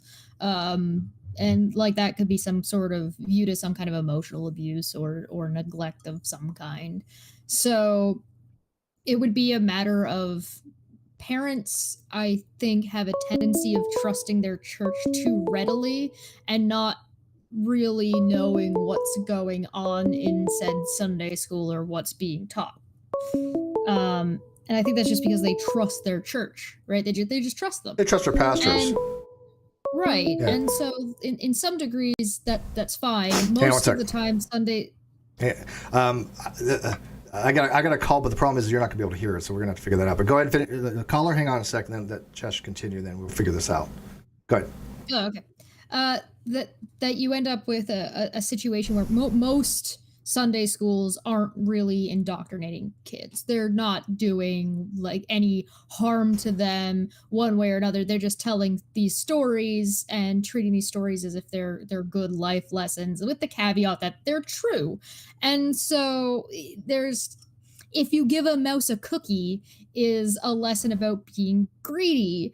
And so as a kid, you're not necessarily really going to be able to tell whether that's a real true story or not. And so it's kind of not really, I wouldn't call it indoctrination. Now, if you start getting more extreme and start being like, no, if you don't believe this, yada, yada, yada, yada, yada, yada, and you start like threatening and stuff, or threatening, and if you start getting into that, now you've started moving into indoctrination territory. Yeah, so kids I are think that's scared of that kind of stuff, right? You say God's going to punish you if you do this. Yeah, that's scary. Yeah. Right. And I think that's something that needs to be dealt with through the parents. The parents need to be aware of where they're sending their kids and maybe not want their kids to feel threatened or afraid, and they should actually, care about the emotional state of their children. Yeah, I agree with that. You're gonna have to listen to the outside because again, you're not gonna be able to hear the caller because again, I didn't expect to have people on link. But anyways, caller, who's this? Hello, caller. Can you hear? Hello, this is Mr. Serious. Hey, Mr. Serious. Sounds like you're having a producer issues. Mr. Serious says I'm having producer issues. No, I'm not. I didn't expect anybody to come in. I didn't have a link set up. It was only going to be a call in, but Cheshire wanted a link instead because she's special and didn't want to call in by using the actual phone line. So I brought her in on a link, but the link's not set up with the phone line. So because I could have arranged something like that, but I didn't. So. Oh. Well, I can't hear her either. So.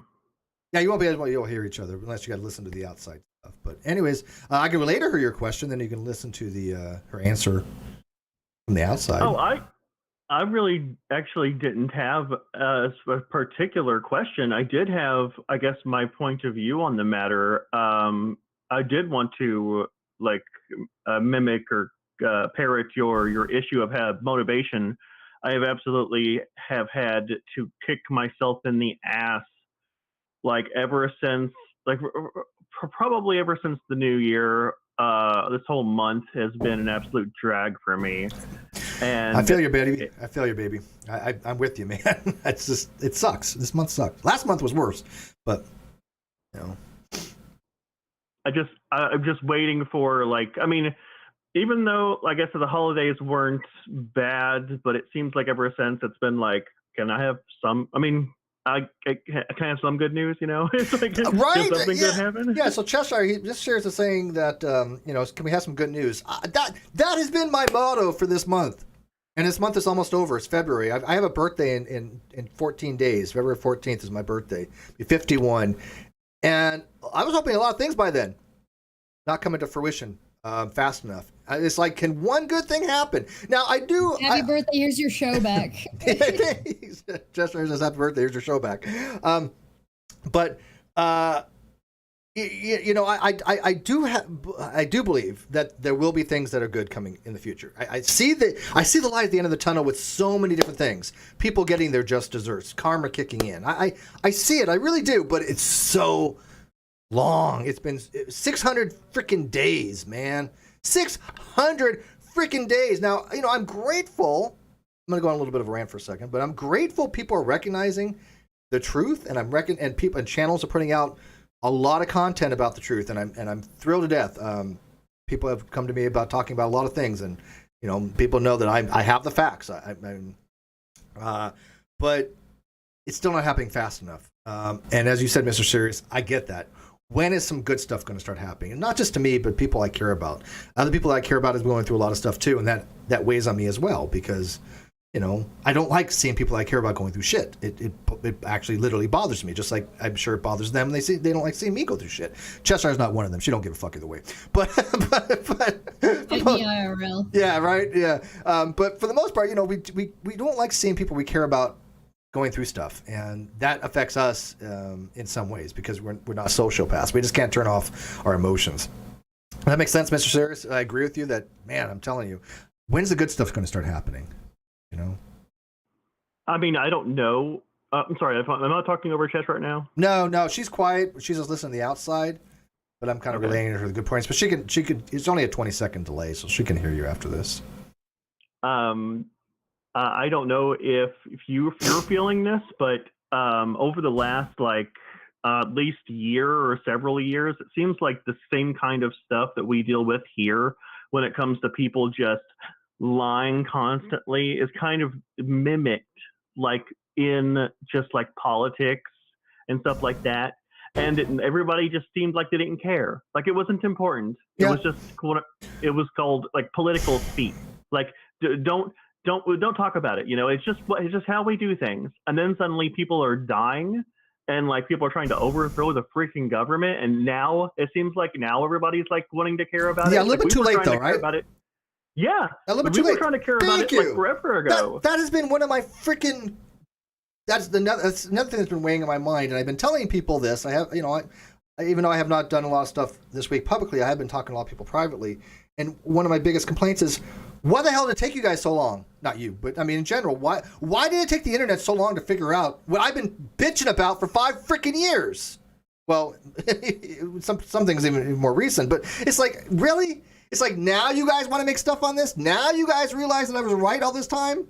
It's infuriating to think that I've spent so much time and my effort, one, explaining things like epistemology, explaining things about people that we all know to be true, and now people are going, oh shit, yeah, Steve, Chesh, Reds, Listen, Bullinator, Steve, they're right. Everybody learns at their own I rate. know. You can't just you can lead a horse to water. I'm sorry, am I talking over people? In their own time, and some kids in the class are a little bit slower than other kids in the class. Hang on, Mr. Scherz. Yeah, no, Chess, no, Mr. Scherz, you're saying that people are, learn at their own pace, and I agree with that. I don't fault them for it, right? It's not like I'm sitting here going, look, I think it's crappy that it took them that long. But I'm sitting here going, it's crappy it took them that long. Because, yeah, that's exactly what you're doing. I know that sounds weird, but it's you understand what I'm trying to say, right? you understand that it's not their fault and that they have to do things at their own pace, but it's frustrating having to watch them fall over every single time until they finally figure out how to do it after you don't touch the stove. Sometimes the kid is gonna touch the stove and you have to be like, okay, well, I'm here with the ointment now, you dipshit. Man. You stupid child. Somebody asked me a question up here that I wanted to while you guys are both here. I was going to answer it. By the way, it's funny. My sister. Kawasa said. My sister, and now I have a bunch of stuff. Kawasa said Moonies aren't even Christian, are they? I think they've been heretics since the 80s or something. It's funny that he mentions Moonies. I don't know if you guys know this. Fun fact, and go validate this, and then come back and leave a comment if I'm right or wrong. But people often cite to me what's called the New World Encyclopedia. Go look at it. Go look at it like Agnosticism, New World Encyclopedia. I've seen it before. Somebody brought it up the other day or something. But that actually is a site that's owned by the Unification Church, the Sun Mun Yun Church. That's who started that. It is not a real encyclopedia. I enjoy the irony of people like the Friendly Atheist and Aaron utilizing Patheos to be super duper anti-atheist. When Patheos is owned by a Christian organization, yes. Like they spend so much time bitching about religion, and then they're utilizing religious resources to be able to get. They need them, and I don't think they understand that there's a give and take that goes on there, and it's like. Real quick, Mr. Sirius, do you want I can just give you the link to come in, so that way you don't have to be on the phone. All right. 1 sec. That might be a little easier, wouldn't it? Yeah, it would. I don't know why you didn't do that in the first place. Because I didn't expect to have a co-host for this. Hi. So while he's doing this, so people on the outside, the picture that I sent Steve a picture that he was laughing at is a picture of a dude humping a clock that says time is relative, and then it said Alabama. All right. During that, I'm gonna hang up the voice call and come into that link, okay? That I just sent you on DM.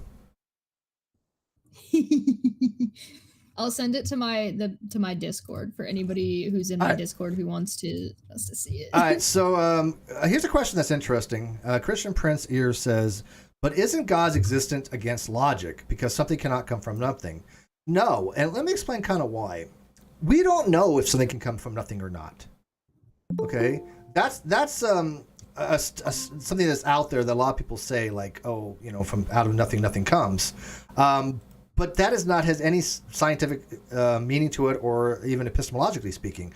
Why? Because we don't know what the properties of nothing are. We have never experimented with nothing. We've never seen nothing. We don't know if nothing is even possible. So to say that something can't come from nothing is a conclusion we cannot legitimately, rationally derive. Now, it seems counterintuitive, right? It seems like the case where something can't come from nothing, but we have no idea. So no, it's not against any kind of logic. What it would be against would be something coming from nothing and not something coming from nothing at the same time. That would be a problem, right? But there's no contradiction in any God existing or something coming from nothing. It's not a logical contradiction. Would you guys agree with that? Yeah, that follows. I mean, I don't have any problems with what you were saying, but I wanted to bring what my point I was making around to God. Okay. The whole people being brainwashed stuff that we were complaining about for several years, like the people who they did the what do you call it, the raid. Like there's so many crosses there, and people were like praying and stuff and praying for everybody. Like it was so God related.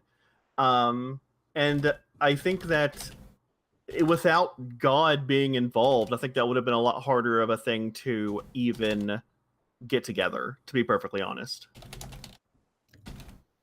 I think people are going to rally around something whether or not. There is a degree of control religion can kind of impose on people because of how long it's been around for. And so its age and its ingrained nature just in society and in general ideology tends to allow it's like easy mode. So if you want people to follow and listen to what you have to say and you want people to believe you, it's easier to go after a group of people that are already primed to maybe not think about what they're being told as much. Like it's not like critical thinking is terribly encouraged in churches. And so I'm sure there are some that are far more forward thinking than others. It's not like the church has always been this way. And it's not like every church exists in that same capacity. But if you have a situation where they're actively avoiding or actively like, listen, everything's going to be okay. You don't have to worry about it. Don't think about it too much. We're going to take care of you.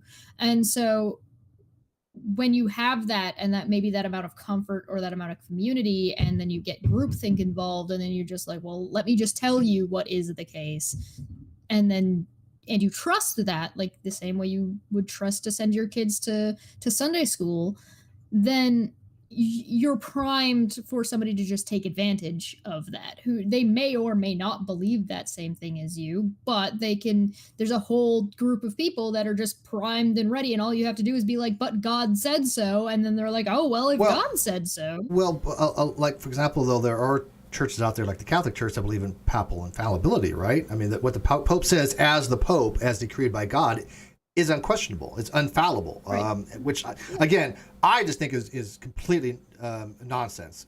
Because anytime you have a human being, you have fallibility. I'm sorry, we are fallible creatures. Think about this: if you had a perfect being that is infallible, if as soon as you involve a person that has a link, that becomes the weakest link in the chain. You have fallibility. No human can comprehend some kind of God, his perfectly. It just wouldn't be possible. He's going to get something wrong. I mean, the game of telephone, we understand how that works. We're human beings. If we were perfect creatures that can apprehend God perfectly, then sure. Okay, then there's a transitivity there. If God is infallible and we have perfect apprehension, and the message is completely exactly transmitted, 100%, the same, then sure, there's an infallibility that can be transferred in that regard, I think. But that doesn't seem to be possible with the infallibility of humans. Am I wrong there? There's also like another degree, right? And it's if God does exist or did exist, and you accept that fact, is he deserving of worship? Because there's a whole nother step there. So just because a God exists does not mean you are necessarily going to decide that what that God tells you is a good idea. Well, that goes with the value, right? If God exists, is there a value of God existing, especially when that God may not have our best interest in heart? And well, there's the thing even is, like, can you even know God's heart? Can you possibly? No, right? No.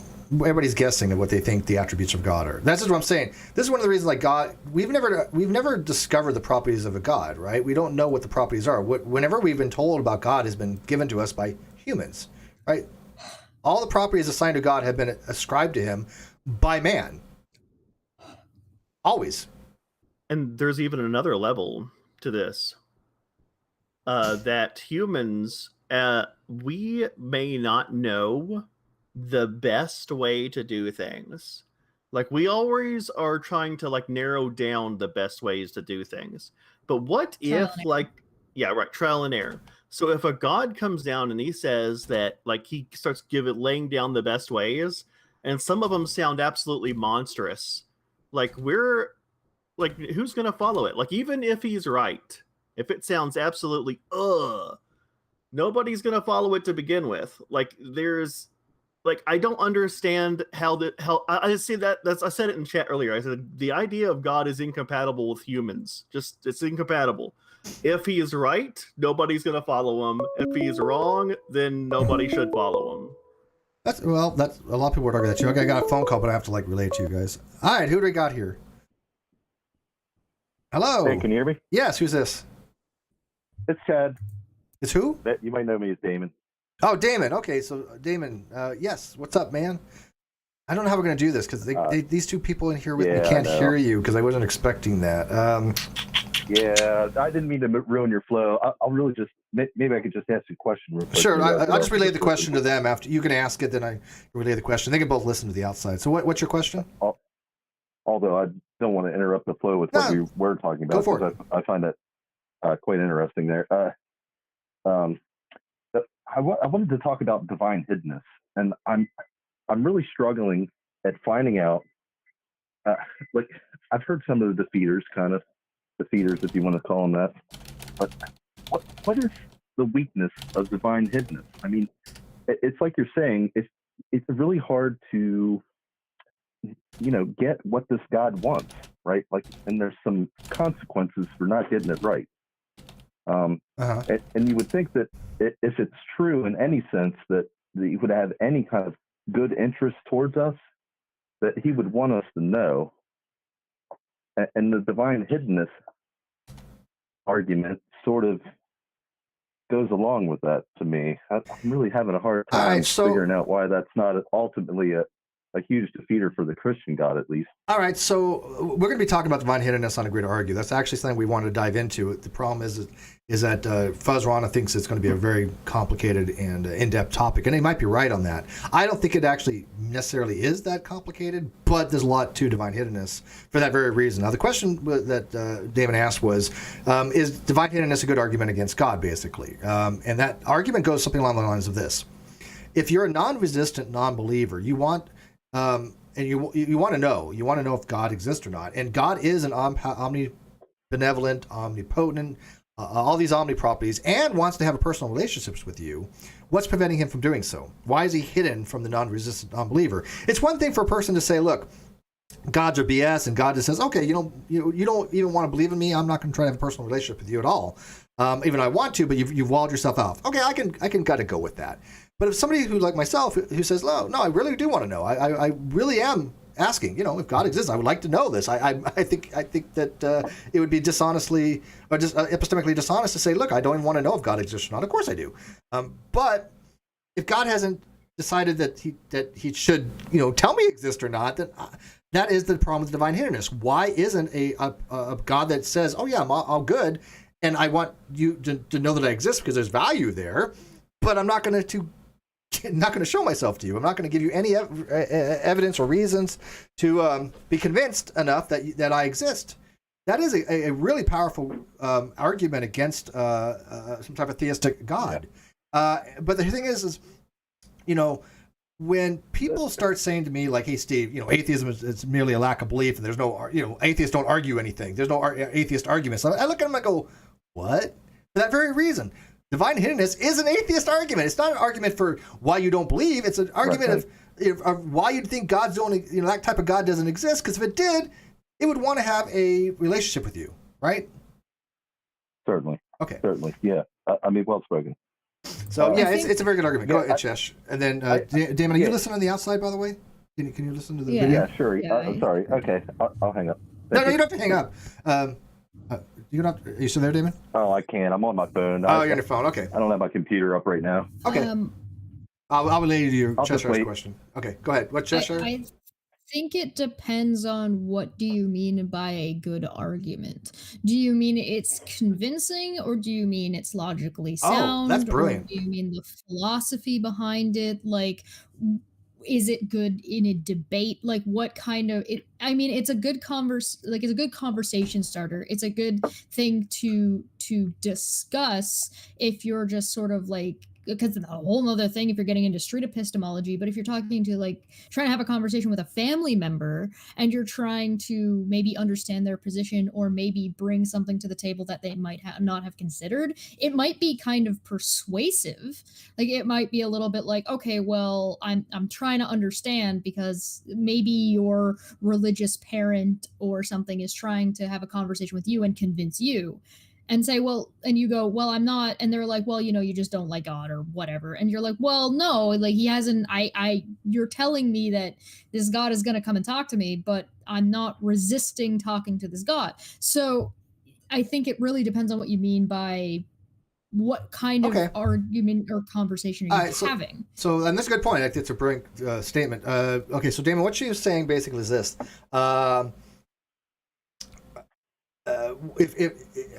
What does it mean to have a good argument, right? What does it mean to have a good argument against something or for something? And what generally that means is that there's a weak and there's a strong. When we're talking about if an argument's good or not, if it's valid and sound, it's a good argument. But is it convincing? Well, a strong case would be it's something that probably should convince you. If it's a strong case argument, it probably should convince you. If it's a weak case, it's probably not very convincing. A weak argument tends to not convince people, right? It's like, okay, yeah, it makes sense. It's logically valid. Soundness, indeterminate, but it's like, I think if I made an inductive argument to Cheshire, it can't be 100% valid, right? So the conclusion cannot be 100% guaranteed. But if I make a weak inductive argument to say, look, it's more likely the case, greater than 51%, that's a pretty weak argument, but it's an argument, right? But if a strong argument, let me give you the gumballs thing. If I have 100 gumballs and 51 of them are red and 49 of them are blue, and I tell her it's more likely that you're going to draw a red gumball than blue, that's a weak argument. It's true, but if I draw one, am I going to have a red or blue one? You really can't draw any good inference from it that much, right? Now, inductively you can. It's a cogent argument. If I say the gumball I draw is going to be red, it's a cogent argument because it's greater than 51%, but it's not very convincing. But if I have 100 gumballs and I draw 99 of them, and I say, yeah, I'm going to draw a red gumball, it's a lot more convincing. If I have a billion gumballs and all of them are red but one blue, and I tell Chesh I'm going to draw a gumball and I'm convinced it's going to be red, I'm perfectly justified in that, clearly, right?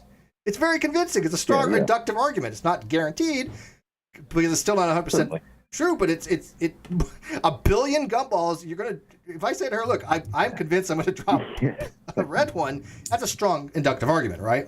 People are also not necessarily always going to convince by the most that's what I'm struggling with, though. thing. The more I read about the divine hiddenness,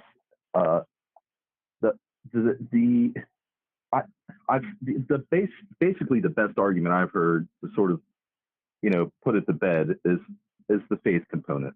Right? The Bible talks about faith, and ultimately, whether the guide wants me to know him or not, right?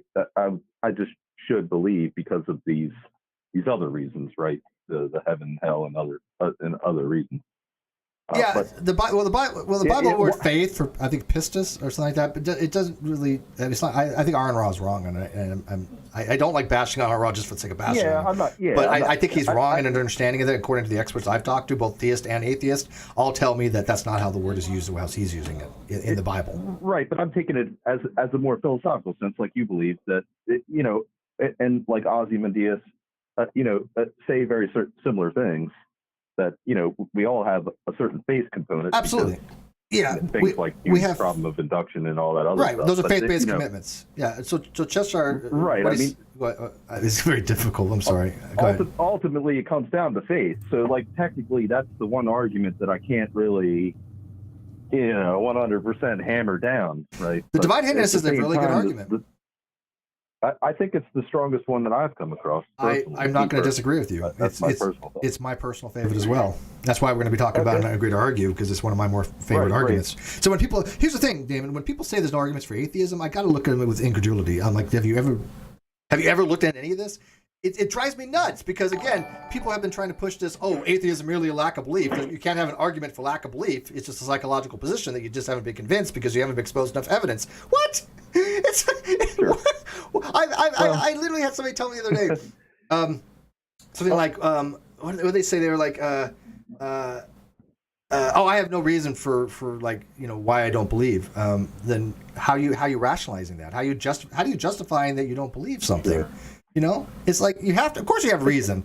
If they don't recognize they have, and I believe that they actually do. They just subconsciously don't know how to relate it. But we all have reasons why we believe or don't believe. For the most part, there are unjustifiable things like you mentioned the induction problem. But those are properly based beliefs. Those are faith-based commitments, and I don't know why atheists are so afraid of that word because they're like, well, I can't use the word faith and faith-based commitments because then the theists will take it and run with it. Who gives a shit? Let them. Whatever. We do have a bit of support for it, rather than just. As far as I'm concerned, it puts it a little bit over the edge, even if it's 50.01% more on the faith on our side, like on the non-belief side. I still think that a rational basis can be made. It's much more rational to me than. This very, it's a huge world you're opening up here, with very little sort of backbone, other than sort of religious texts and doctrine and people sort of woo-woo and feelings. That's really hard to back up. You know what I mean? It's hard to beat down necessarily, but it's hard to make that a strong backbone. It really is. Well, my faith commitments are based in something solid. So let me ask you, David. This table is black. Why is it so many atheists are afraid to have atheist arguments? Why are they afraid to say, look, it's not just I don't believe. I believe there's no gods because of the divine hindrance problem, logical problem evil, evidence for problem evil, divine liars paradox, ontological issues against God, moral or epistemological arguments against. There's a whole bunch of arguments that are out there. I mean, they legit exist. And then you have the theist side. Like I think some of the theist ones, obviously not convincing, but they're not.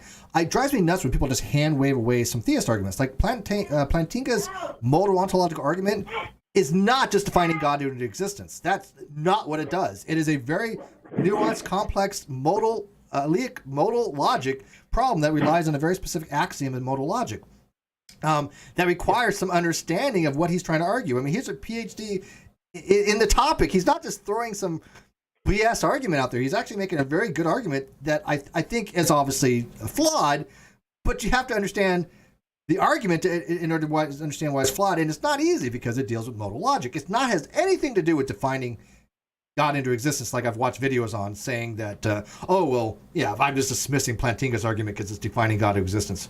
Oh, God, no. The fine-tuning argument, and I used to do this too, so I'm guilty of this. I used to think the fine-tuning argument was not that great until I actually started really reading about the fine-tuning argument.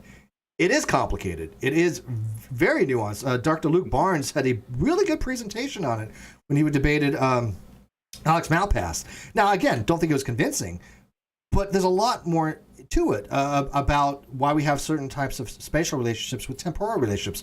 What is the amount of difference we can have for an electron? And one of the ways to get out of this is actually like the multiverse. The multiverse would actually kind of resolve the fine-tuning paradox or fine-tuning problem for the most part, but we can't even say if the multiverse exists except for a level 1. I'm convinced level 1 does, but it's just a Hubble sphere. But yeah, I mean, these arguments require some understanding. Would you agree? Absolutely, yeah. I'm completely on the surface level. Nothing wrong with that. A lot of this for nothing wrong with that, man. More than a couple of decades, but at the same time, and I've had the position that sort of the lack theist that Matt sort of spouts and stuff, and it had its purpose at the time, sure. Right? But that's sort of a for their show, a political pull, if you will, to sort of pry me from the original belief. Of course, it is. But it's kind of like the objectivism of philosophy. It's basically the gateway, and the atheist experience and the way they do things is a gateway thing. I get that, but a lot of atheists just stop there, and then they get killed in these discussions with an educated theist. They've come with the same flaws that they had that got them into the theist reasoning. They're just still there. It hasn't gone away. Thank you. They're literally doing the same mistakes as they were as the theist. They're just positing themselves in an atheist position or a lack belief position. So to be honest, I was there. I mean, and with your help, actually, I've moved beyond that. Right, like so now it's not a big deal to me because I actually spent a little bit of work. I don't have a lot of time, but I spent some time listening to your arguments and reading some of the logic that's out there, and it makes much more sense to me now. I still think that, as a political movement, I do feel strongly that theism is sort of, very prominent and has directed things for a very long time. And so I don't mind a little bit of pushback. I would rather it be correct in its logic, but at the same time, I'm a bit more forgiving because it ultimately has a goal that I think is a good one, which is less theism. Yeah, and that's an argument to utility. I know genetically modified skeptic uses a utility argument, and he's fine to do it. And I get that. I do understand why people want it for political reasons. At least be honest about it, though. And I don't think Matt Dillahunty and I are wrong being honest about it, right? I mean, it's just, I really wish that people would be. I think it would be so easy for me to sort of give it a pass if it was just simply stated the way I stated it. Like, look, this is a political tool. We want more people to be, reject theism. That's what Flew basically argued in 1972. He argued in his paper Presumption of Atheism. That's why he wanted atheism to be defined in the negative. But he recognized that atheism is more coherently understood as a belief. But yeah, I mean that's I wouldn't have an issue if like genetically modified skeptic. I don't have an issue with his arguments. He at least understands it. He's not one going around going, "Hey, look, Steve is giving you misinformation."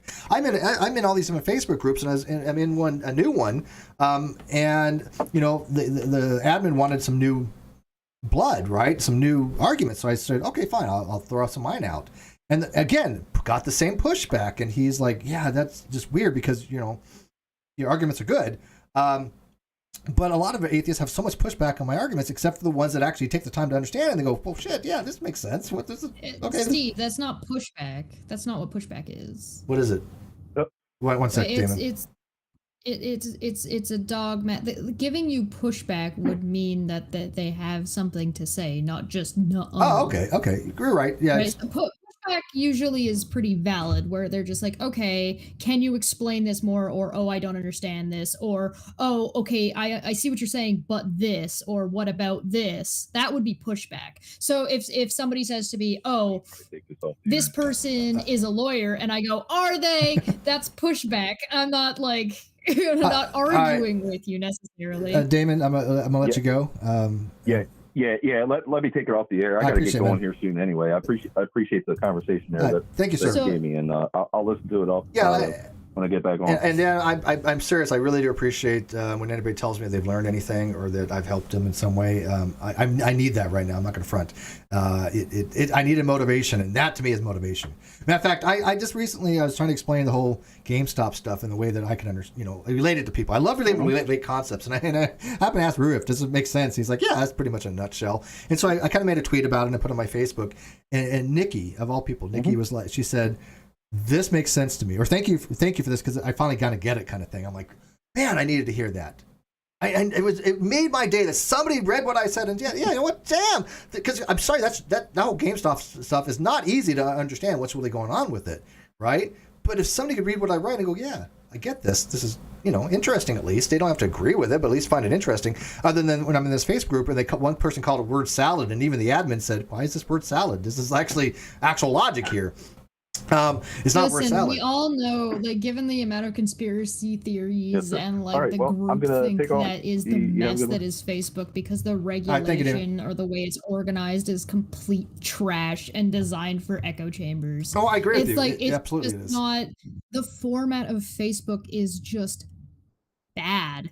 Like, it's just bad. So you end up with people who are like these vanilla internet users who think that they're smart, and they all group together and they think that they're all smart together because they're just sitting around just stroking each other's egos, and they never actually are I've seen people who think that they're a discussion or a debate forum, and they want people to discuss and debate, but they themselves are incapable of recognizing what, like, the difference between people screaming at each other and just fighting versus what an argument is. Or they're so emotional that they're unable to step out and look at things from a not necessarily even objective, just from a reasonable standpoint, to be like, okay, but is what this person's saying actually this thing? Is this fallacious or not? And a lot of the times they throw out fallacies because they think they know what they are, and they don't. Oh, I that drives me nuts.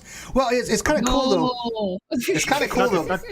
Because jump in. I have to get off here real quick. If you guys are still going in 20 minutes, do you mind if I jump back in? No, by all means, man. You're free reign. All right. I'll be back if your guys are still going. Okay. So no, actually, it's funny because one of the other admins was like, well, can you at least explain why you think Steve's argument's wrong? Because it's supposed to be a little bit more moderated, kind of higher level kind of group, right? And so far it is. I mean, I'm not having any issues. Sort of. I mean, I always have some issues. I had to block 2 people in the end. I feel like Steve just goes around like testing out Facebook groups. Oh, I do. No, I do. Hey. Oh, no, you're right. No, I'm gonna be totally upfront with that. Of course I do. I want to see what that line is, right? But somebody has, a couple people are saying, well, my argument was semantic. And I was trying, and maybe this was my limitation, but I was just trying to explain to them how my argument is not a semantic argument. Maybe if somebody wanted to call it a meta-semantic argument, possibly, but it cannot be a semantic argument when it's if, then, else, right? That is a logical form. If, then, else. Anybody who programs knows that's computer logic, right? And so if that's my argument in an if, then, else form, and you can instantiate these things with any word or meaning you want, it doesn't matter, then it's not semantic. Semantic would be literally we're arguing about meanings of something. If I read something and I say, hey, look, I read it this way, and you say I read it that way, we're having a semantic argument, which by the way, it can be great. There's nothing wrong with having a semantic argument. I think people think that like semantic arguments are bad. If you're having a semantic argument, it can be bad or wrong or it's not good. And that's the thing is like, no, it just depends on whether it's appropriate or not. If somebody's discussing something else and you start arguing semantics and that person goes, well, you're just arguing semantics, then because that's not what the discussion is about. But you could have a discussion about semantics. Yes, and that's fine. But that would be more meta-semantical, right? About semantics, and I try to explain to the admin there's a distinct difference to be had there. I mean, it's nuanced, but my argument cannot really be semantic because I'm not saying, look, we're not arguing about meaning of words. We're saying that if this, then that, else this. That's my WASP argument, which, by the way, I still think is unassailed. I had one person who actually knew the logic. You know, they actually they started off really great. It really kind of just evolved, and I ended up having to block the guy. Then I had me maybe unblock him. But we have gotten considerably off track of the. Well, I'll finish this and I'll get it back. So, but he actually was able to break down my logic. And the funniest thing was, I'm like, yeah, correct. He got it all right. So he did understand it.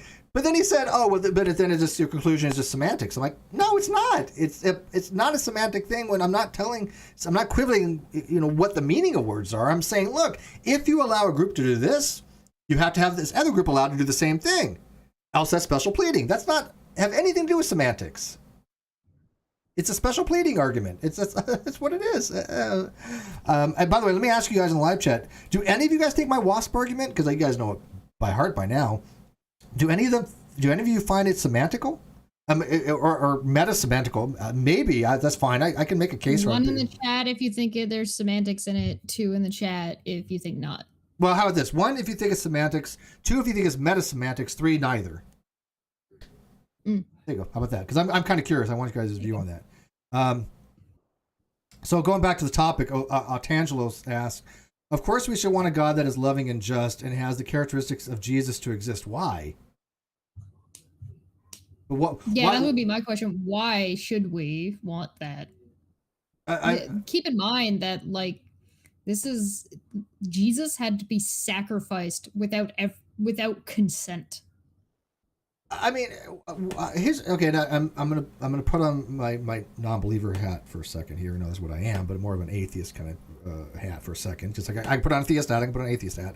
So, what is the value to have a person who lived their life to the age of 30-something that had to literally be grotesquely executed for whatever reason? What value is that? And now people can say, well, they died for your sins. Why? What is it about being grossly executed? Yeah, why? And I'm, again, going back to axiology, what's the value to be had there?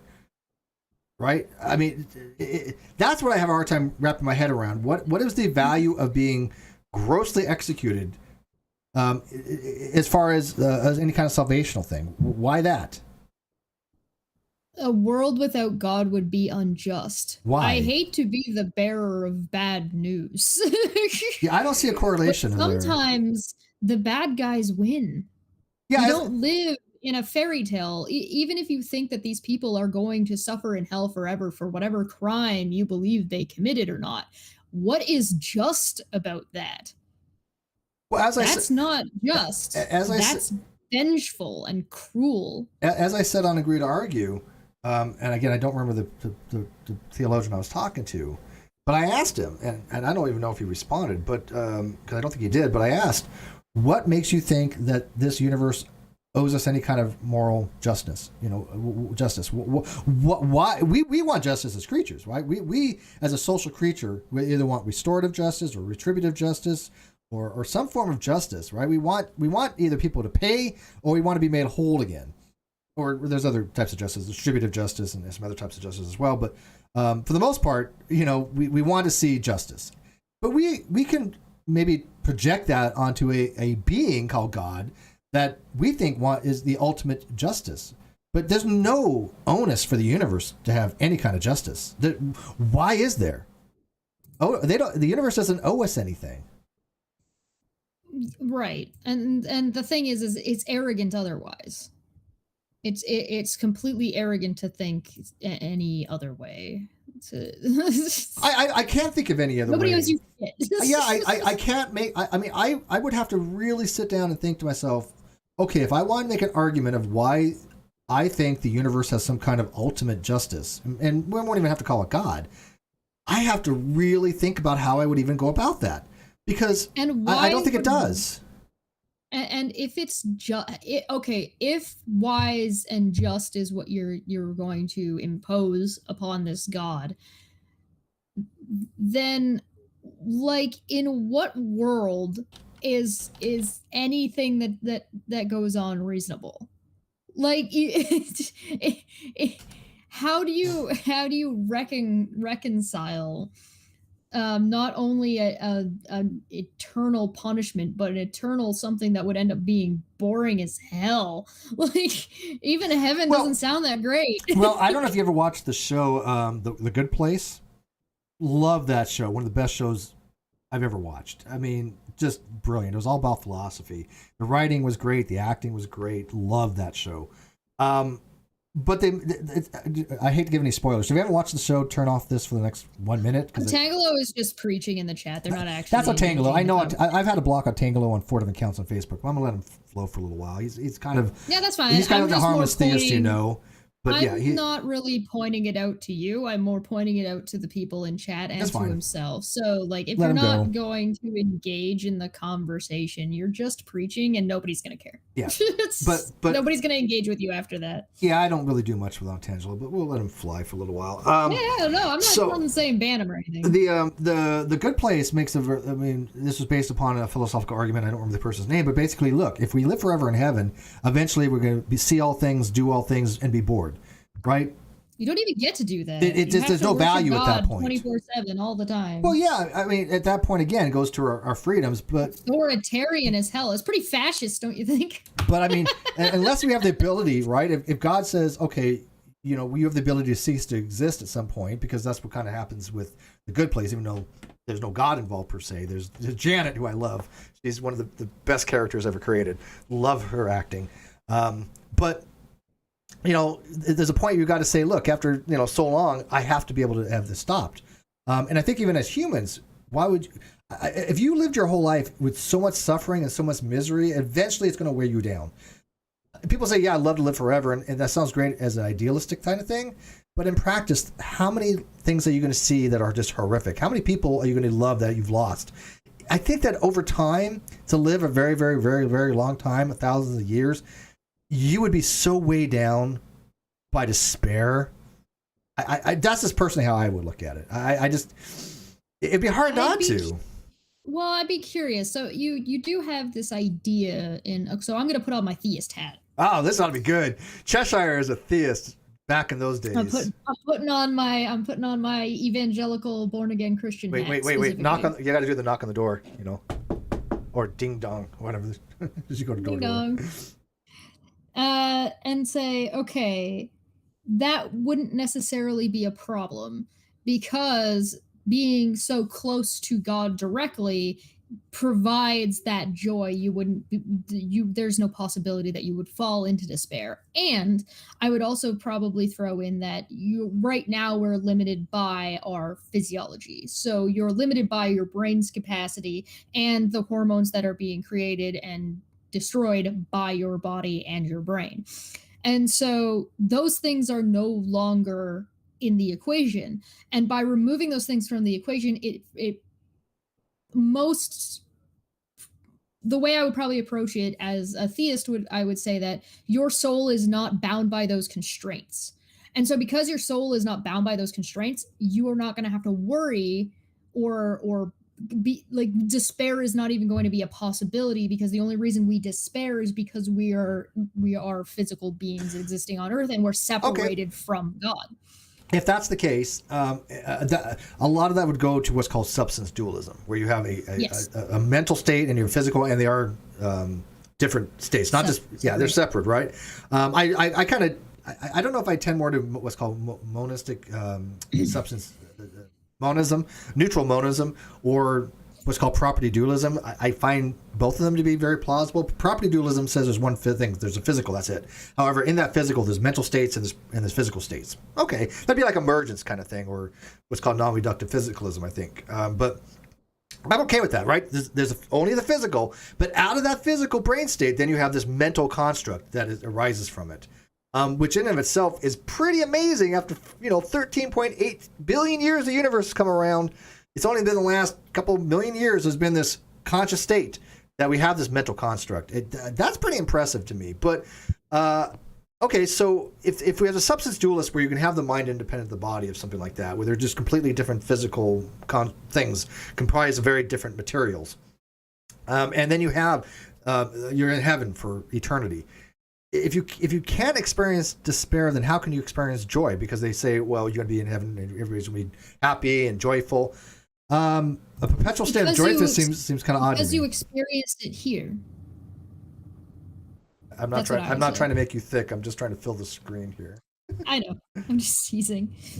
The answer I would give is because you experienced it here. The reason you're able to enjoy and feel pleasure and happiness in relation to how close you are to God in heaven is because you had to go through living a physical life. You had to experience that, so you were able to experience what that suffering was. And so knowing what that suffering is gives you that comparison, so you no longer have to be suffering again.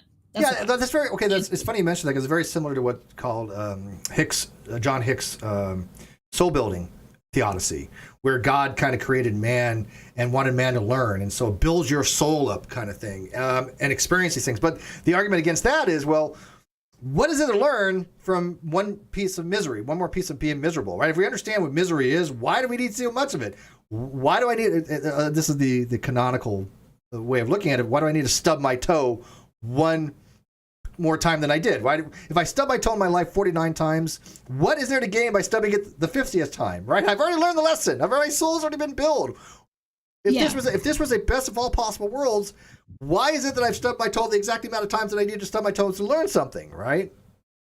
I guess you could also argue that there isn't a best of all possible worlds, or we're not in the best of all possible worlds. We're just in the best one for whatever God's. Well, that would be the best possible world, though. Is. I think they're contingent. I think they're kind of the same thing. There's a difference between what's the best possible world for you and what the best possible world is for me. Well, but if God's all knowing and all benevolent, he knows what's the best for us, and he's going to put us in the best possible world. He might not be trying to provide us with the best possible world in this life, right? So if God has some kind of ulterior motive or goal that he's trying to reach, or he's trying to get, I don't know, human souls to experience for some fucking reason, it wouldn't make sense to use the best possible world for every possible human. Well, but still would be the best possible world for whatever goal, whatever the end goal is. It's even if it's incremental, it still would be the best possible world in those steps. Because how could a perfect God create a non-best possible world? So yeah, it would still be the best possible world, but not it. That doesn't mean positive. That doesn't mean good for you. Oh, absolutely. No, I totally agree. That goes in the axiology of atheism, actually. Just because it's the best possible world doesn't mean shit that it has to be good for me. Yeah, absolutely. Right. Exactly. Yeah, the best possible world is not, it isn't dexical, that in that the extent possible world that exists is the one that we're in, that I'm in specifically, but it doesn't have to be the best possible for me. It has to be the best possible God, if that's what you're arguing. I can go on board with that. Right. Okay. Yeah, so you end up you end up with this weird situation where at the end of the day you just have to say you don't know. And it essentially has to do with God. I don't know. Who am I? How am I supposed to know what the hell God wants? Well, I think that's what I'm saying. I think a lot of people just guess, right? I mean, they kind of say this is what we thought. They're all guessing. You know, I don't see a lot of them have any kind of insider information, so to speak, right? The insider information is being able to interpret the Bible the right way, and that's so fucking subjective that it doesn't even matter. Well, it's funny because I did it. I was on the Milwaukee Atheist with them guys and with Lawrence, and I was reading this Bible that actually literally my roommate found when they were up in the mountains hunting, And it was from the Jehovah's Witness. It was called the New World Bible or something like that. And it was completely different from the NIV that they were reading from, and I think one of them was reading from the King James. Completely different. And the context, I think, were completely different as well, because the wording was substantially different. And again, if you have a infallible message and you have vastly different translations, you're going to have vastly different interpretations of the translations. It's an inherent part of linguistics, right? And so I don't think anybody can get the message completely correct. It's just not possible. Christian Prince Ears, and by the way, we demonstrate all the time with literature. When we see a piece English is the worst. Yeah, when you see a piece of English literature and they want you to write an essay on it. We've all done it. We've read a book and did a book report and an essay on it. No two people are going to interpret what the author's intent was exactly the same way. Nobody. Well, you run into that problem when you've got somebody who has a completely different way of looking at things, trying to grade those papers, and it's like, could you not? Yeah. Well, I mean, like I like Shakespeare, right? And like Romeo and Juliet. It's a very, I mean, when you read a lot about that, it's like for example, like where Romeo, wherefore art you Romeo? It doesn't mean like where you're located. It means basically who are you, and you're not going to get that from the text unless you understand the play. You understand what Shakespeare was talking about, right? But again, people are going to read it differently because it's language, right? Christian Prince here says we have the mind and the body working as a host for the mind in a concrete universe, which is an assumption, by the way. Would you say that in the same manner there could be a metaphysical host that the persona do possess? You mean as far as like after death or something like that? I'm not understanding the question. Or the metaphysical mind of God. I mean, because I don't think atheists. Yeah, like the little balls of energy from Futurama, like that. I don't know. I mean, like, for example, some theists have told me they think that God exists, but he does have some kind of corporeal state. Some people think there's just a mind with no moving parts, no primitives. Just a brain. It's just a consciousness. It's a consciousness with it's literally a mind with no substrate, divine simplicity. Yeah. Now, again, I don't think that we can apprehend something like that. It's but too nebulous. But I also believe, and you guys can give me your opinion on it in the comments after the video's done, but I also believe that because we have such biological limitations, our brains are unable to apprehend itself. No matter how long evolution goes, what we morph into, because again, humans will eventually die out. It's just a matter of time. But even if we have speciation, if we become some other type of human, millions of years in the future, which, by the way, completely different than we are now, probably because of environmental changes and selective pressures. But, how was I going with that? I lost my train of thought. Yeah, I lost my train of thought. Even if we were to come across, the mind was never going to be able to understand itself. Yeah. You wouldn't be able to recognize it anyway. Yeah, the mind has a biological limitation. We are never able. Certain questions, I just don't think the mind is possible to answer. Now, that's again just my position on it. I have weak arguments for it, but you also run into the you don't know what you don't know. Well, I mean, I think Bertrand Russell, I think probably would agree with that. I think Krauss would probably agree with that as well, because a lot of them just put the universe as a brute fact that the mind can't understand. Whatever the answers to the questions are about the ultimate reality of the universe or why something exists other than nothing, other than the physical, other than the quantum fluctuations and the math and the science we can do to kind of show how the universe came about. And yes, of course, the universe is 13.8 some odd billion years old or whatever it is. Sure.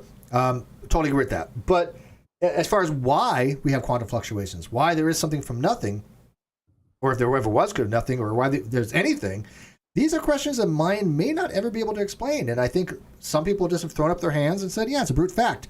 That doesn't mean it's wrong, doesn't mean it's false, doesn't mean anything. It just means that, they recognize these are certain questions that we just may not be able to even know the answer to, even if there is an answer. And I think that's kind of probably right. May not be the case. Maybe a billion years from now, we'll have answers to things that we thought now couldn't be answered. Sure, possibly. But I don't think that's going to be the case because I think the mind does have some physical limitations to apprehend certain things. Although I'd really love to meet an alien race that knows more about it than we do. An interesting question, and I don't think they're asking us, and nor do I think that they're actually going to listen to any kind of answer, but it might be interesting to explore a little bit. And they said was, what I'm saying is you live based on the axiom that objective moral standards exist, but that cannot be so if there is no God. That's not an axiom. No, and why? Yeah. Yeah, I've never ever once said objective morals are based axiomatically. I do accept moral realism. No, and why would they? Why are they contingent upon a God? That's not. There's no argument for that to be had.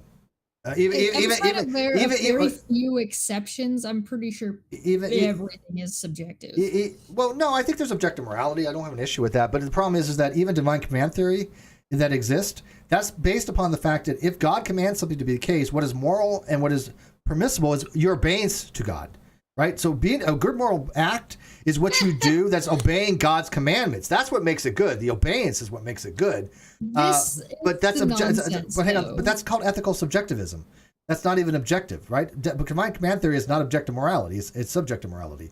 But yeah, I have no problem with objective morality, but it's certainly not axiomatic, and it's certainly not contingent upon any moral being. None.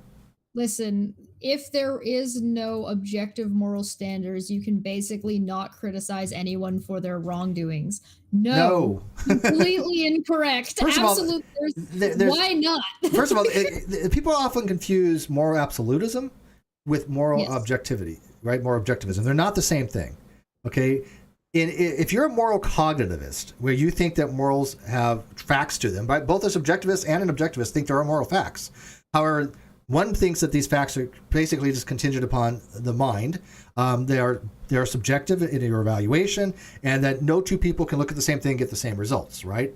But an objectivist would, and I don't mean objectivist like the Ayn Rand kind, but a moral objectivist would say, look, there are moral facts, and there are some moral facts that we can independently come to the conclusion regardless of our mental states. I don't even have to meet Chesh. I could be thousands of miles away, and I can come to the same moral fact that she came to independently of her. That's moral. That's objective moralism. And I think that's fine. I think that we can do that. So I think there are objective morals, but that doesn't mean moral absolutism. That's completely different. Yeah, I should probably be more specific with what I said. What I mean is that things are subjective in how you interpret those things.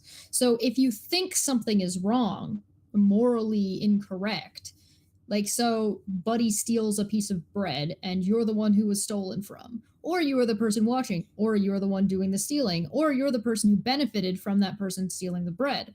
There's all kinds of different points of view, and that are all going to be subjective. And the way you interpret and you understand that situation is going to be completely subjective to your experience. And so, yes, you might, everybody may decide that, you know what, in a perfect world, yes, stealing is wrong. However, because of this set of circumstances, we're going to allow it, or we're going to say that in this case, certain specific circumstance, it's okay to do this because somebody was going to die or something otherwise. Yeah, I mean, there's what's called moral partialism, which is kind of the case there. But I do understand what you're saying, but you got to be. I think people need to be real careful because I noticed that who was it? Cosmic Skeptic ran into this problem. He started doing things with what I call it, and I don't know if it actually is, but I call it subjective reductionism.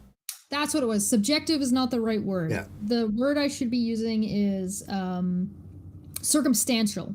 Yeah, that's partialism, by the way. Partialism is more dealing with circumstances. That's the word I should be using. My apologies. And I'm okay. And by the way, I'm perfectly okay with moral partialism and stuff like that. But what Cosmic Skeptic did was he tried to do what's called I called subjective reductionism, where he's like, well, everything's subjective, and I'm like, well, no. If you look, granted, we all have our sense perception, right, and all that is subjective. That's nobody's going to argue otherwise, right? We all, I think, agree that our individual personal experiences cannot be anything but subjective. She can't experience what I'm experiencing. It's just not possible. Don't get into Star Trek stuff, but or Freaky Friday, but. That doesn't mean there cannot be objective facts, right? I mean, she doesn't have to experience what I experienced to know that 0.99 repeating equals 1. That is an objective fact. We can both go learn, right? So just because we subjectively look at that and go, yes, I'm subjectively looking at something or I'm experiencing something, and that doesn't mean anything. Oh no. Yeah, well, Tangela's kind of a nutter, but energy has not always existed. See the second law of thermodynamics. Oh no! That's not how that works. Yeah, don't get started with the second law of thermodynamics. I've yet to find a theist that really understands it properly. Besides the actual physicists I know, like Dr. Lachelle. Dr. Lachey is a material engineer. I mean, he has a PhD in material physics, and it's just you clearly taken this one thing and tried to apply a concept that you don't understand in an area that it doesn't apply. Yeah, Cy Gart would understand. You know, that I do know a lot of theists that do probably understand, but I really have never met a lay person that understands a second law of thermodynamics and entropy, because it's not how it applies. No physicist would agree with you on that. Atheist or otherwise, it's just not how it works.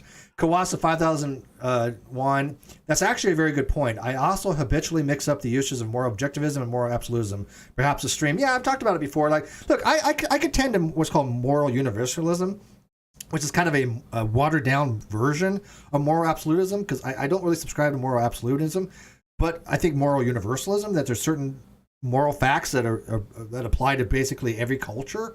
I'm okay with that. But it's kind of a watered down version. But again, I don't have anything set in stone in my moral outlook, because there's a lot of different ways to look at it. Like more arrow theory. Arrow theory looks promising too. But whatever. What was he saying? So how about the situation with GameStop? Some people looked at it and were like, hell yeah. And some people looked at it and were like, those guys are monsters. Well, but that's not morals, right? There's nothing permissible or impermissible about buying or selling stocks or short selling or, some people took it that way. Well, it's not actually. First of all, it's again, a lot of it's required by the economy. It's a checks and balance system, but it's not a moral fact. I mean, I wouldn't say that trying to make money is some kind of immoral thing unless you're doing it illegally, which none of those people are. Everything they've done so far is legal. No. Steve, come on. It's because something is illegal or legally allowed or not allowed has anything to do with morality? That's deontological. I mean, short sellers are a necessity to the economy. But the thing is, we've never experienced the ability for people to gather together and make these types of buys as a group as we have now, because they're so much easier. People, especially with the pandemic, people were like, can get together, and they said, oh, we're going to get together and do this to one specific stock to rise up the price. That means the hedge funds have to buy more because they have to get back the borrowed stuff, and they're going to be pumping more money in. That elevates the stock more. We've seen these things happen. The short squeeze have happened before, but we've never seen it to this extent.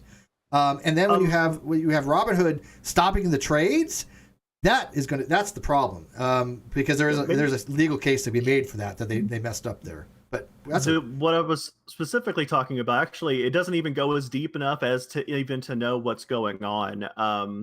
There was a lot of demonization coming from places like Fox News, like Fox in the Morning and whatever. New York Times. Shocking.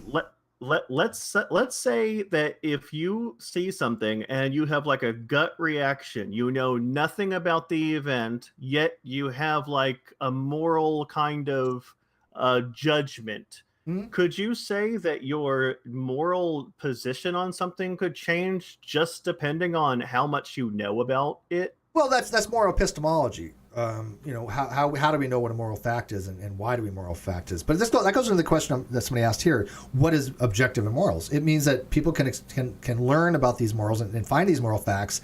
That's not contingent upon anybody's personal views. For example, if say you have a grounding on the harms and benefits, this is like the approach that the moral landscape by Harris.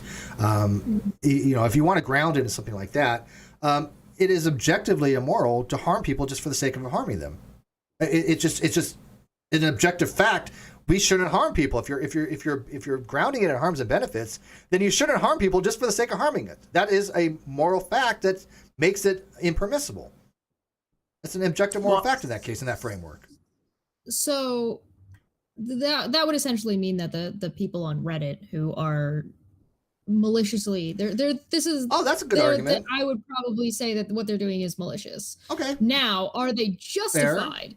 Different question. Now you could also go the other way and say, is it also malicious to short stock and end a company purposefully? No, it could be. You could be hurting that company for the sake of hurting that company because it makes you money. But okay, granted. But the selling short is not anything immoral. That they have to have people that are selling short. Here's the thing about the stock market. You're talking about the act itself. Is whether not or immoral. not it's Yeah. harmful. Well, it's not Right? because it has to happen. We have to have short sellers because people have to remember it's a zero-sum game. If Literally a zero-sum game. Act is harmful if we're utilizing Harris's methodology, then short stocking would Short be selling. morally wrong. No, because you have to have short selling for the economy. That's how it works. Well, then you've not got the way that it's being But done. not the way it is. Yeah, because again, this is why people saying that this is a runaway effect and it's harmful because even though you have this checks and balances, right? There's nothing wrong with borrowing stock, and then selling it, right, and then waiting for that to plummet, and then giving back what you borrowed, and you profit the difference. That's how hedge funds work. The problem is the taking advantage of the system to the degree that it's been taken advantage. Well, you're not allowed to manipulate the system. Right, which is why you're running into. That's the thing. The people running the short stocks have gone to such an extreme that they are manipulating the system. No, I don't think so. I think the Reddits were manipulating. Oh, the Reddit actually absolutely is. But their Reddit is manipulating it the exact same way the short sellers were manipulating. No, I don't think so. And absolutely. I agree with Robinhood, Why? Robinhood, on the other hand, because everything that's been going on has been the definition of lawful good.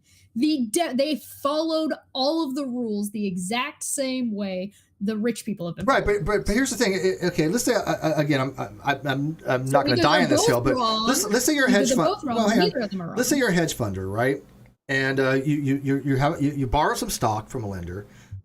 You've sold that stock now. You're waiting for that stock to go down so you can give back the stock that you borrowed at a lower price and profit the difference. Okay, this is what a hedge fund does. Everybody knows this. There's nothing wrong with that.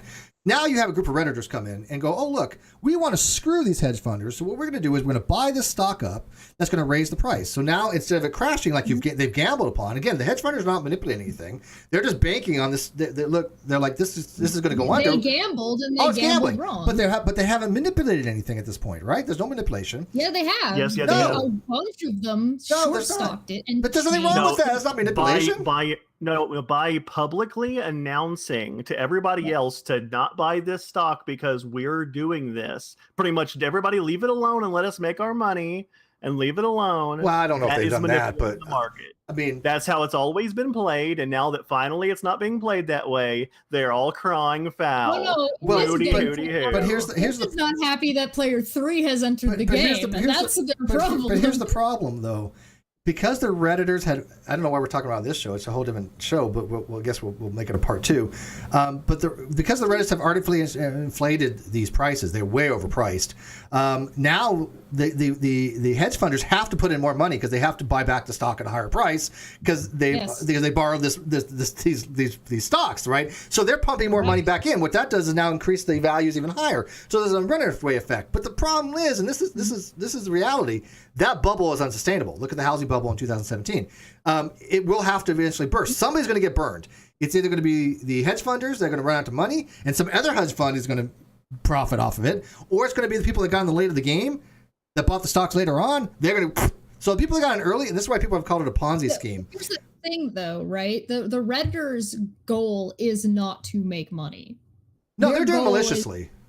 Yeah. Well, but how much money they get? That is entirely situated. Depends on how you look at it. What they're doing is not necessarily malicious the way you think it is. The thing is you've got people who are hoarding money, and that money needs to be put back in the economy because they are not following the rules. They are not following the way capitalism is supposed to function. They are breaking the rules and manipulating the system and its regulations in their favor. They're rigging the game. And so Reddit, using the rigged game that these people set up, have now turned that game in their favor and said, is turning the tables considered there is a morally okay? Is that malicious? Well, so what? So they can put the money back into the system that these people are using to manipulate and hoard? But people are starving? Come on, it's not that simple. But some hedge funder is going to make money off of it. It's not going to be the initial people. It's going to be some other hedge funder later on. So it's not like who are they screwing at that point? How much money can the Redditors put into this stuff? Like I said, their goal because the Redditors are going to lose money eventually. The Redditors' goal is to get the system fixed. The Redditors' goal is to take as much money as possible from people who've been rigging the game against them forever. And so their goal is going to be to not necessarily make any money. They're going to take their money and they're going to do it to the next bubble. They're going to take that money and do it to the next bubble. Yeah, they went to AMC, they went to BlackBerry. Doing it. And what they're going to do is the goal is to either get as much money back into the system and running as possible, and 2, get the regulations fixed so that they're fair for everybody instead of being I don't have a problem with that. One-sided, I obviously, which isn't malicious. I think there's a favoritism for the hedge funders. I do agree with you there.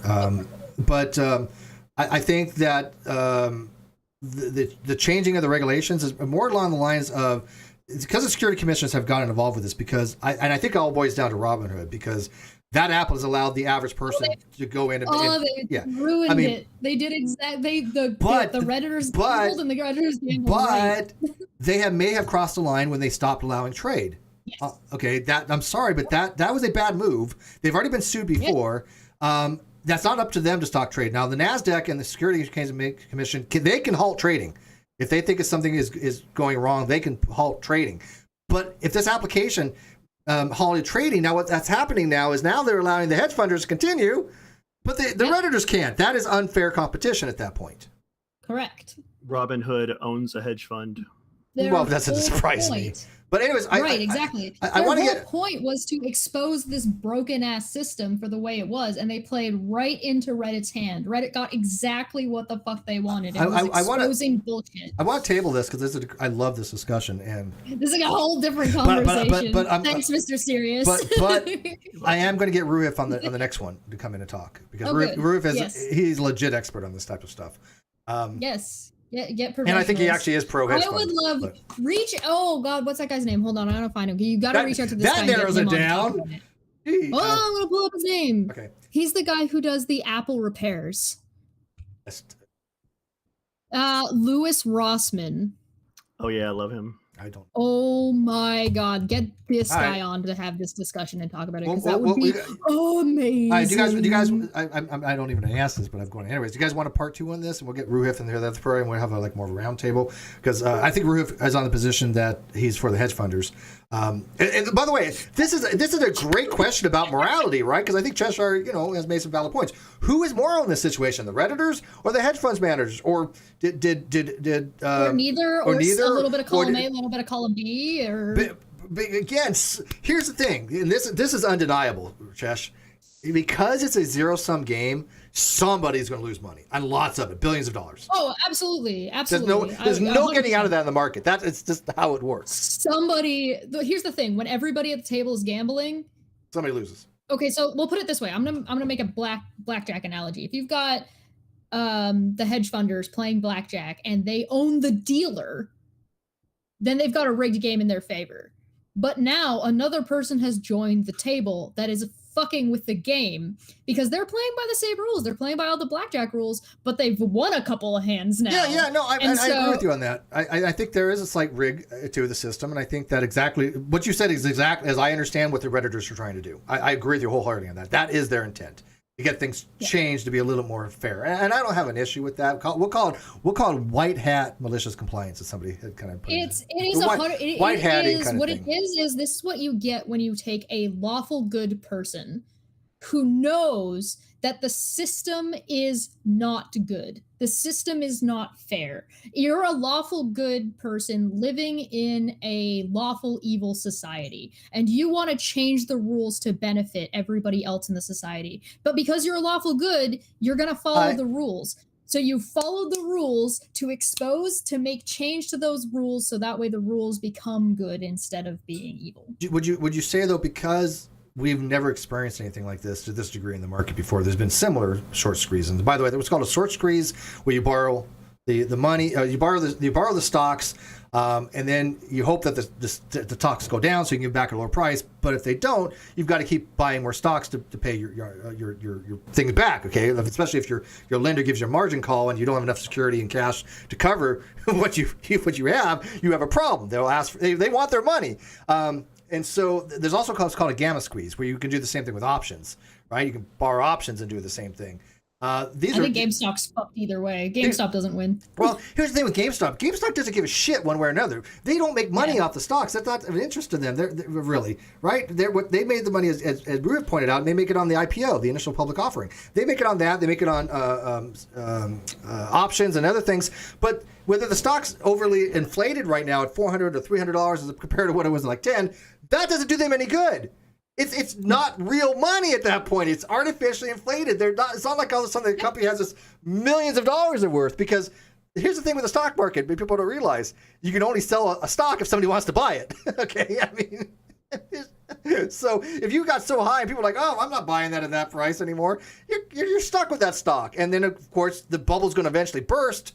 And some of these Redditors are going to lose a lot of money on it. The ones that got in early and got out, the pump and dumps, well, hold they on. made money. You're talking about, but again, that doesn't matter. The point is if these Redditors bought at 50 cents and they spent $100, if when they sell it or they finally get rid of it, it's even at like 25, like if it's less, oh sure, they're going to make money. They don't care that they've lost this or they might lose a little bit. $30. Right, they don't give a shit. They don't. But what about the ones that bought it at $300 and it drops down to 100?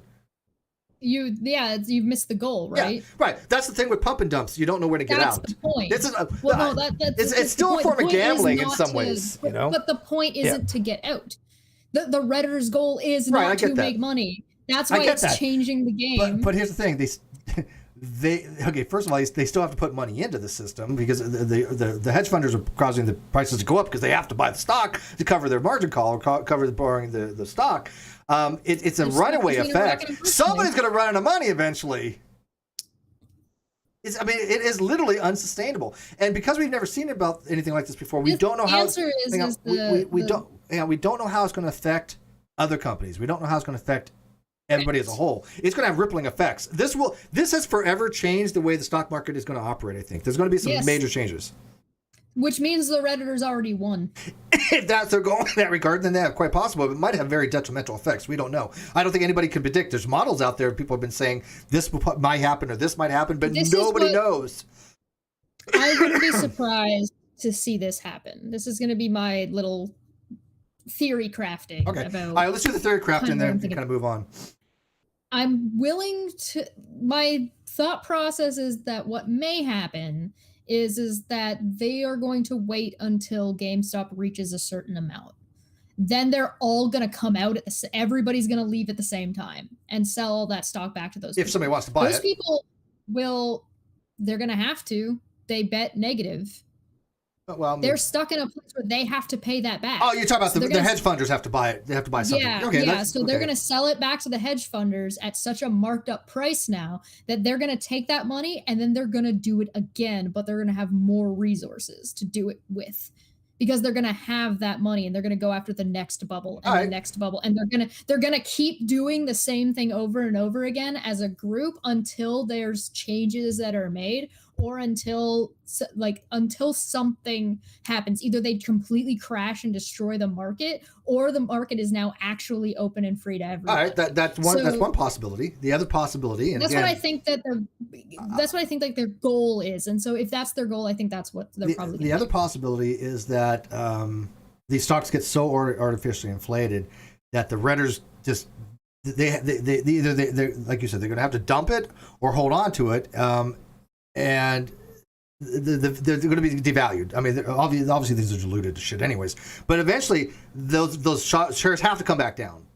That's why one of the reasons why the hedge funders are pumping money into it, because they don't want the theory. When you get, from what I understand, when you get something on margin or you get these borrowed stocks, in theory you can lose an indefinite amount of money. There's no ceiling of how much money you can theoretically lose. From what I understand, people that are experts in more in the economy can kind of guide us on this. Again, I took macroevolution. I took macroeconomics a very long time ago, and I've been trying to apprehend all this that's been going on. But the economy is confusing. I mean, anybody who's ever looked at a Keynesian diagram, like supply and demand, I'm sorry, magic. It is magic. Now nobody understands these things. I don't think. I think they just make it up. But I'm kidding. But it's very complicated. It's way more complicated than any calculus class that I ever took. But I think that what probably going to end up happening is it's going to burst like the housing bubble did with the subprime lending. Well, that's what I think. I wouldn't be and- surprised to see them do next. And but I think the hedge funders are probably going to come out ahead. Not the original ones. They're going to be screwed. They've already lost billions. Yeah, a different person taking Right. advantage of it. Yeah. The thing Right, is, because I they're going to think short those people sell. will Right, some really- other hedge funder is going to short Right. sell. I think they're For going to do it, but I think a different hedge fund will be able to take advantage of the situation. Yes. But I also think that the Redditors are also going to take advantage of the situation that they're created because they know what they're going to do. Possible, yeah. So because they know what they're going to do, they now have the advantage in the game because they know what they are planning on doing. So if They they might be time right. it right and they do it right and they move together as a group, then they're going to be able to know when to drop and move and where to drop and move to. And because they It's know that they've coordinated. now the game is now in their favor. And so I will not be surprised if you see them move out of this, like once they're done whatever they're planning on doing in the stock market. Do not be surprised if you see them starting to buy up real estate. Well, here's the Because thing, if though. they start buying up real estate, they can pop the housing bubble too by essentially buying up a bunch of like bulk real estate and then short selling that But- and start short selling in real estate and screw over that entire situation. I don't know how it'd work in real estate because that's real property, and I don't know how you borrow anything on that. it's But such it. but it might be. But here's the thing. Do you agree that Chaos. Do you agree that the Security Exchange Commission might actually step in at some point and go, okay, we have to halt trade on this, which would kind of throw at everybody, because if they think that because these people have gotten together as a group, they might call that manipulation. Now, right now, it isn't anything against it, but they might deem it artificial manipulation because they have a bunch of people getting together, which is unheard of before because we have so much access to these groups now, right? People in this Reddit group, holy crap! I mean, it's got like 1 million followers, dude.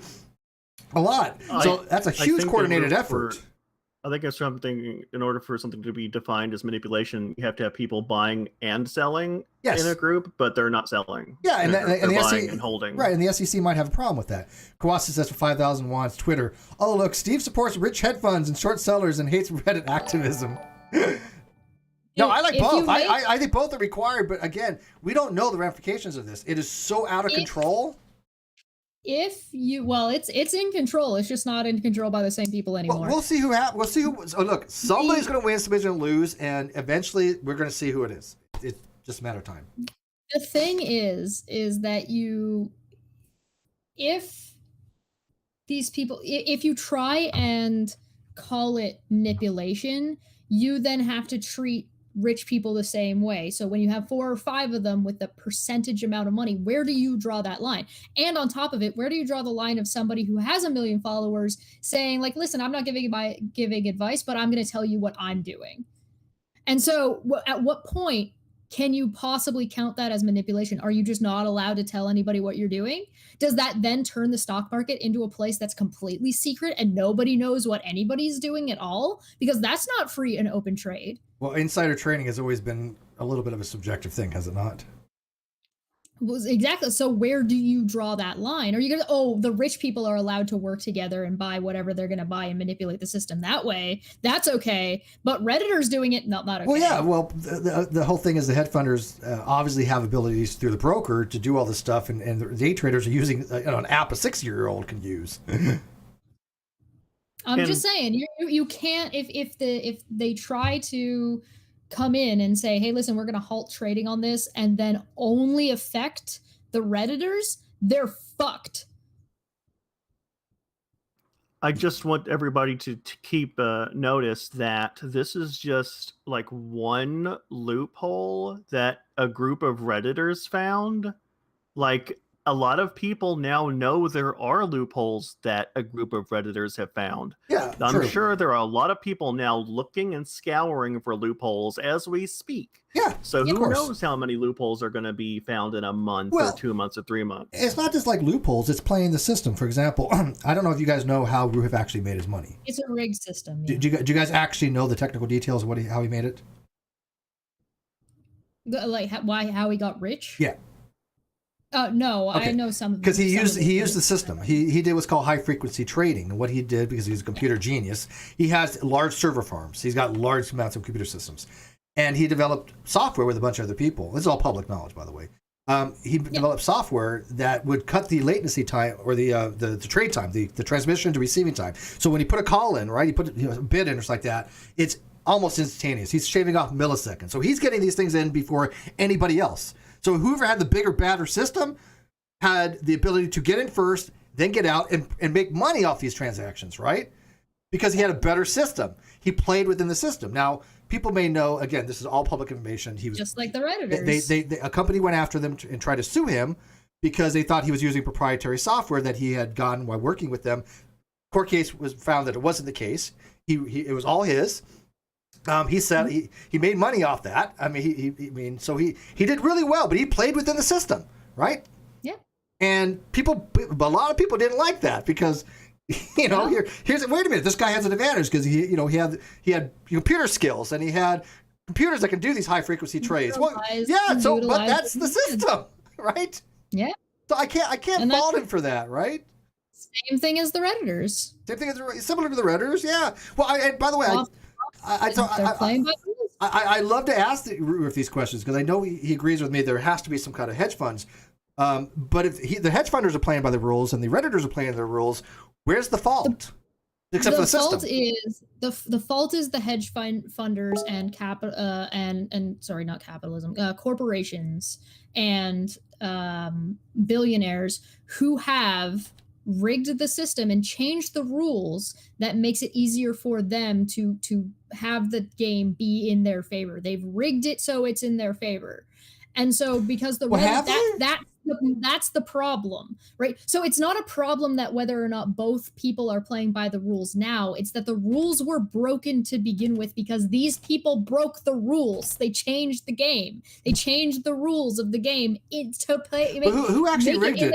Is the system rigged from an external thing and the hedge funders just taking advantage of it, or the hedge funders actively the hedge funders actively went out of their way to manipulate the rules to make it so it would be in their favor, and then now somebody else is using their rules against them.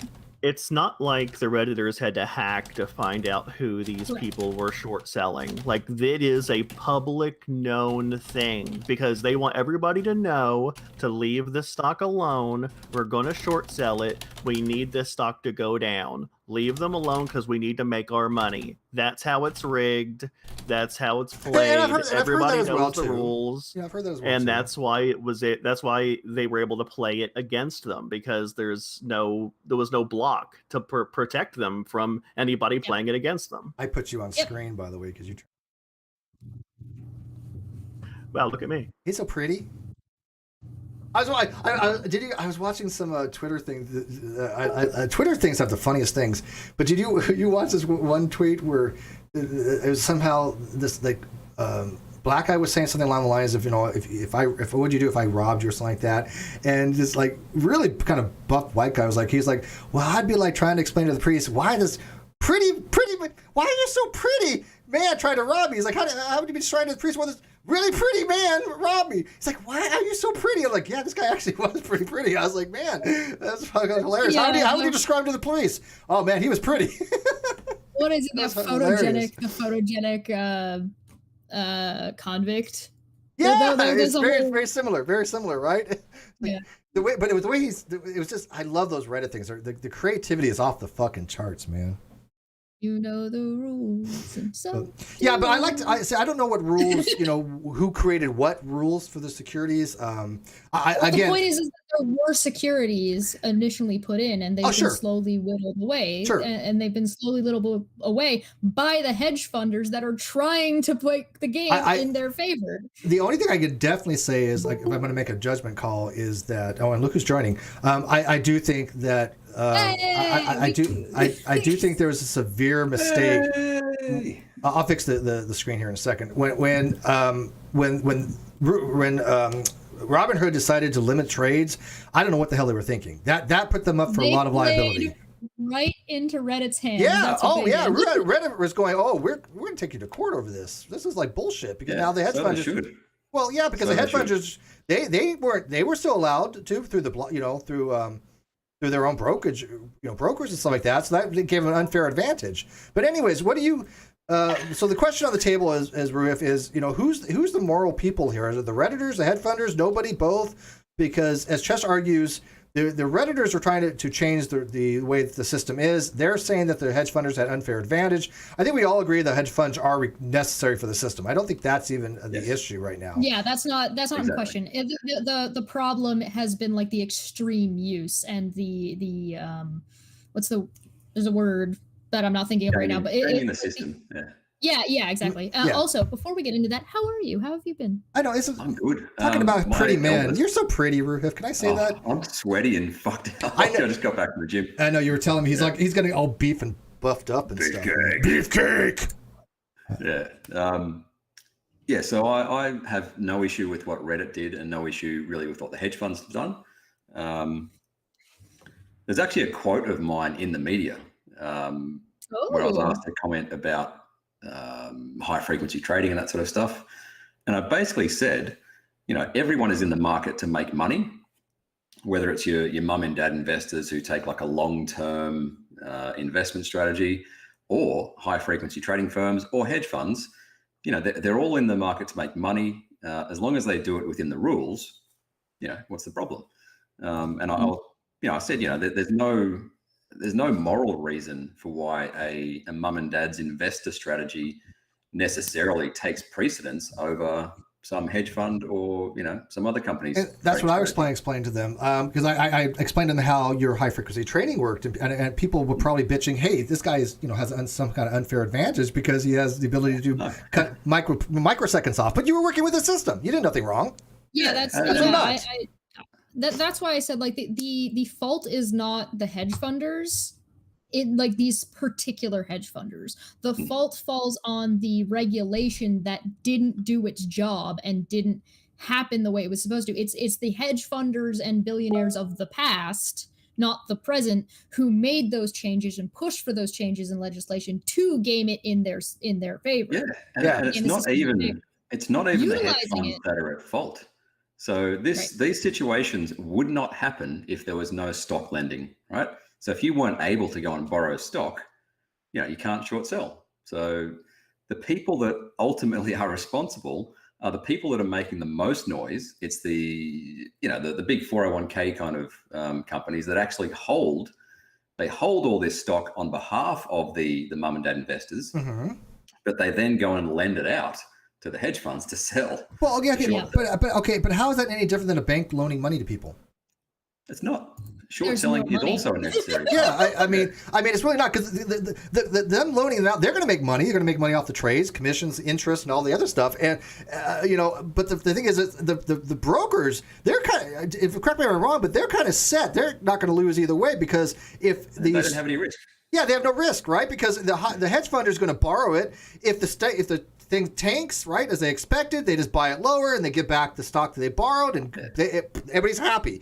But if it doesn't, then the hedge funder has to buy back stock at a higher price, but they still have to give back that stock to them at some point. So now the brokerage, they get their stock back, and they made all the money on the fees, right? So they have no risk.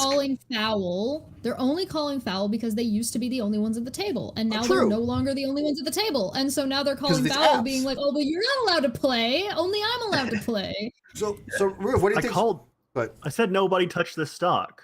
Like I said, I was short selling the stock. I said nobody touch it, and somebody touched it. I called no touching. Don't touch my stock. Well, so what would you do to think the system needs to be changed then? Because again, this is showing some loopholes that we've never experienced before. We don't know the entire ramifications throughout the market. I mean, things are going to be changed. There's no question. Burn it all to the ground. So if things are going to be changed, what needs to be changed? With what has happened, I mean, I think short selling is a necessary part of the market. So, what my company is more what's called a market maker. So when you go to do a trade, particularly in the options market, so you as an individual go to your broker and say, I want to buy this option or future or stock or whatever. That broker gives us a call, and they want to buy, and we tell them what we will sell it to them at, right? So if we are on one side of that trade, we need to hedge that trade because we don't want any exposure. And often that involves short selling stock. So that's a necessary part of the market to facilitate your trade.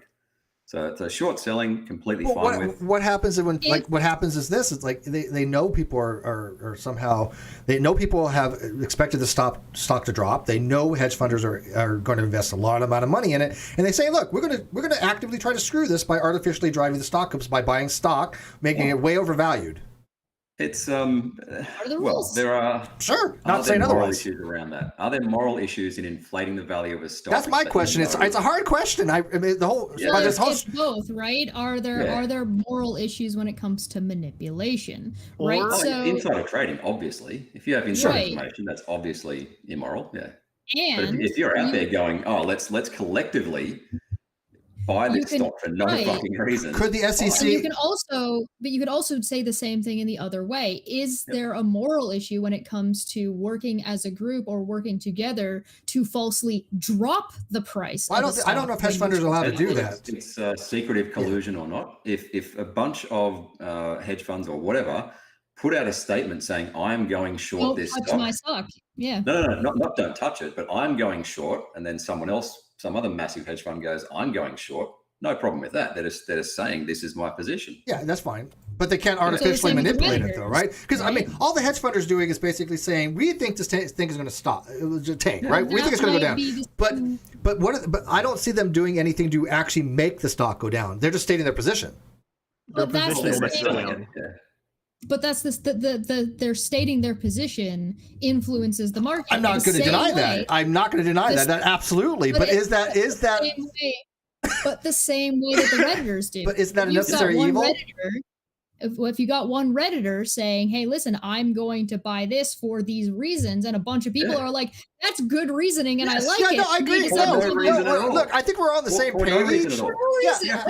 Absolutely. For no reason. Absolutely. As long as it's public information, fine. Yeah, no, I think we're on the same page. I'm just saying that the hedge funders, by stating their position, obviously people will know when they go, okay, what do we want to do with this? But as long as they don't go actively out and like, if they say, look, hey, if you buy the stock, I'm going to go like hostile take over your business like that. I'm going to do something harmful to you. That would be bad.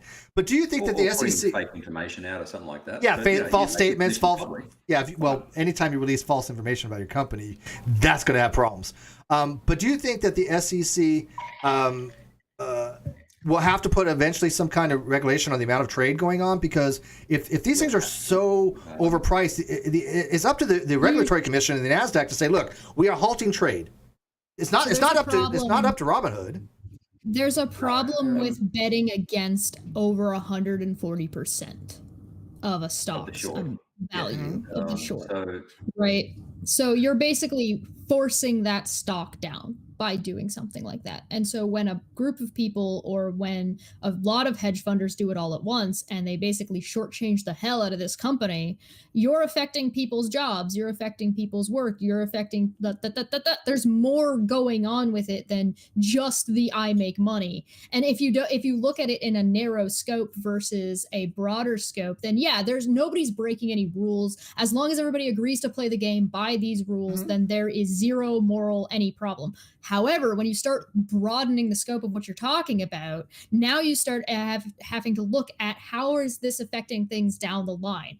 Does doing this thing harm a company this way or that way? And is it morally okay to harm a company because it harms people? Yes, no, maybe so. I agree with that. But generally, the companies aren't harmed by the stock price. I mean, what happens with a company is they do an IPO. That's where they get their big influx of cash. And then they don't care about what happens on the secondary market because it's just people, randoms buying from other randoms. The company doesn't care about that. But like I said, there's hang on a second. So the overinflation. Hang on a second. The overinflation of stock, it doesn't really matter to the company right now. They're not. This is not real. I hate to say it. People know what I mean, but it's not real money right now. Yeah. True, but they could say, "Oh, let's do a capital raising at a 20% discount." Yeah. I have a question though. Does the value of a stock? I have a hard time believing that the value of a stock does not affect a company. Like, look at what happened with Tesla. when what's his face? What Elon Musk was smoking weed, his stock went down and people were less invested in Tesla, and that has to do with whether or not the board, what's the investors. So if your company is doing well in the stock market, people might be more likely to invest in your company, in which case shortchanging a company could kill its investors.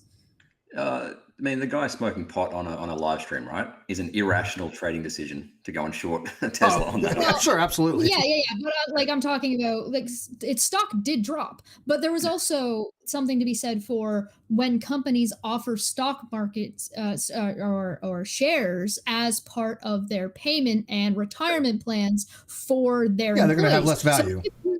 So if you they'll be offered at the some current discount, right? Some discount. It'd be a cash value at some current discount. Fair enough. Usually are discounted shares. Shortchange that company, that those people could have part of that be part of their retirement plan. Yeah. And so now you're an outside influence that they have no idea or understanding of because they were given that as part of the company. The company's responsible for that. True. I agree with that. It becomes your investment. It becomes separate to you as the company or you as an employee of the company. It becomes your personal investment if you get given stock, right? Yes, but you have no control over that, right? It's the same way mom and pop just you were invested and now is what it is. But it's sold to you as an employee as part of your retirement plan and this, that, and the other thing. And so if you don't have any control over that and places like Robinhood are going to block you out from being able to invest other ways, and you've got a market that's being manipulated against you, and these people are now going to shortchange your stock by over 140%, there's some moral implications there. I don't know how you actually get a stock to be short at 140%. I don't know how that works. I don't know how you can lend more stock than you actually. A lot more stock than there actually is. Regulation will have to change. Well, and it's what I'm saying. Somebody like Sean Huffer was saying, they're not even real stocks at this point. I still think they're real stocks, but the stocks don't really exist. So I mean, I don't know what it means.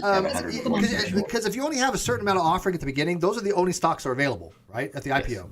Okay, so you only got a finite amount of stocks to go around. So how are they at 140% if this is the only from the IPO? I don't know. I don't even know what it means then. I like to think it's like complex numbers. Nobody knows what the hell they actually are. I like to think of it in like Pokemon cards. A Pokemon card, a Weedle versus a Charizard. This Charizard is worth more than this Weedle because of the number of them that exists. But their value as a card is the same amount. They cost the same to make. But because there's a value, because you put value on that thing, right now, the value of the stocks in GameStop have nothing to do with the value of the company or the individual value of those stocks. The value is on the people's perception that, because fuck those guys. Well, that's the problem. GameStop... Look, the amount of the stock value is really only a general idea of the health of the company, right? I mean, they still have the same amount of capital, the same amount of assets. GameStop hasn't made any money off these overblown prices, okay? Right. True, but they could if they were clever. They could say they could do a capital raising. Well, and that's what you said before. They could do a lot, if they wanted to leverage those stocks to do a capital to get actually cash, an influx from a capital drive at some discounted rate, like I don't know, 10-20% or whatever. That's just the basic stuff you could do, though. If you were to actually take some time to think about it, what they could do is with this name recognition and that Reddit is so invested in them right now, they could go, hey, listen, we've been a shitty company for a long time, but because you guys have done this and you've looked out for us, we're going to look out for you and we're going to do this, and this. Now, suddenly... PlayStation 5 for all! That is... Yes. Right? That changes. They're like, listen, what we're going to do is we're actually going to get in touch with some of these Reddit people and we're going to bring them in and we're going to sit down and we're going to have a conversation with them as a company. And we're going to be like, listen, what do you want from us as a company? Like, what do you think? And it gives GameStop an opportunity to entirely change the way they're publicly viewed as a company, because a lot of people fucking hate them because they're assholes. And by the way, I love the direction this stream took, because it all has to do with morality and It's serious. And well, because I was going to do this topic anyways, and this is a perfect seamless integration, because this is a very current topic, and it is a very difficult topic to understand. I'm serious. I even had to go to Roof and go, okay, I got to make sure that I understand this properly. But Roof, let me ask you, if you were advising GameStop right now, or AMC, or BlackBerry, or any of these companies, what would you advise their board to do? Oh, to do a capital raising. To do a capital raising? Ludicrous discount, yeah, because you've got all these Redditors trying to buy. Apparently, can they buy through Robinhood yet? Have they been sued? I think they're limited. Last I heard, they had limited trading. Okay. But I don't know what that entails. I have no idea what limited trading is. I'm assuming it just means a cap on how much you can buy.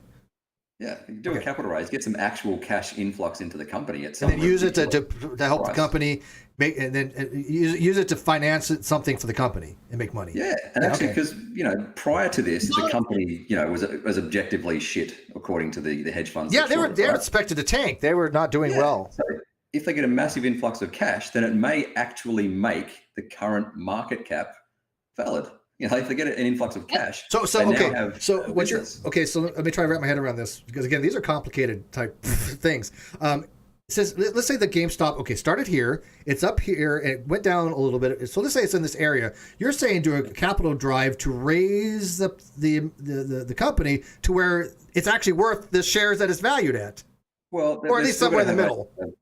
They've still got to have a business model to make money. Right. They have to do something. They could sell it as, give us a big capital influx, and we will do A, B, C, blah, blah, blah, X, Y, Z. Right. Which investors might want to actually... Because of the publicity. Right. Because of the publicity around it, it gives them such a huge opportunity that they could take advantage of, especially if they're actually going to suddenly start, quote unquote, listening to gamers. Yeah. Right? So if Reddit is considered, they're just a bunch of teenage gamers. Well, if you actually give them the opportunity to have some kind of input in what you're doing, suddenly you can drive your company into, like, it could become essentially this ideal, like it's an ideal now. It's a symbol. It is now recognized as the people rising up against Wall Street, and now suddenly you could turn that into a huge amount of money, because now you've got this great marketing strategy, and as long as you price things in a way that is going to be conducive with what the people are going to buy, because that was part of the thing that GameStop has been running into a problem with.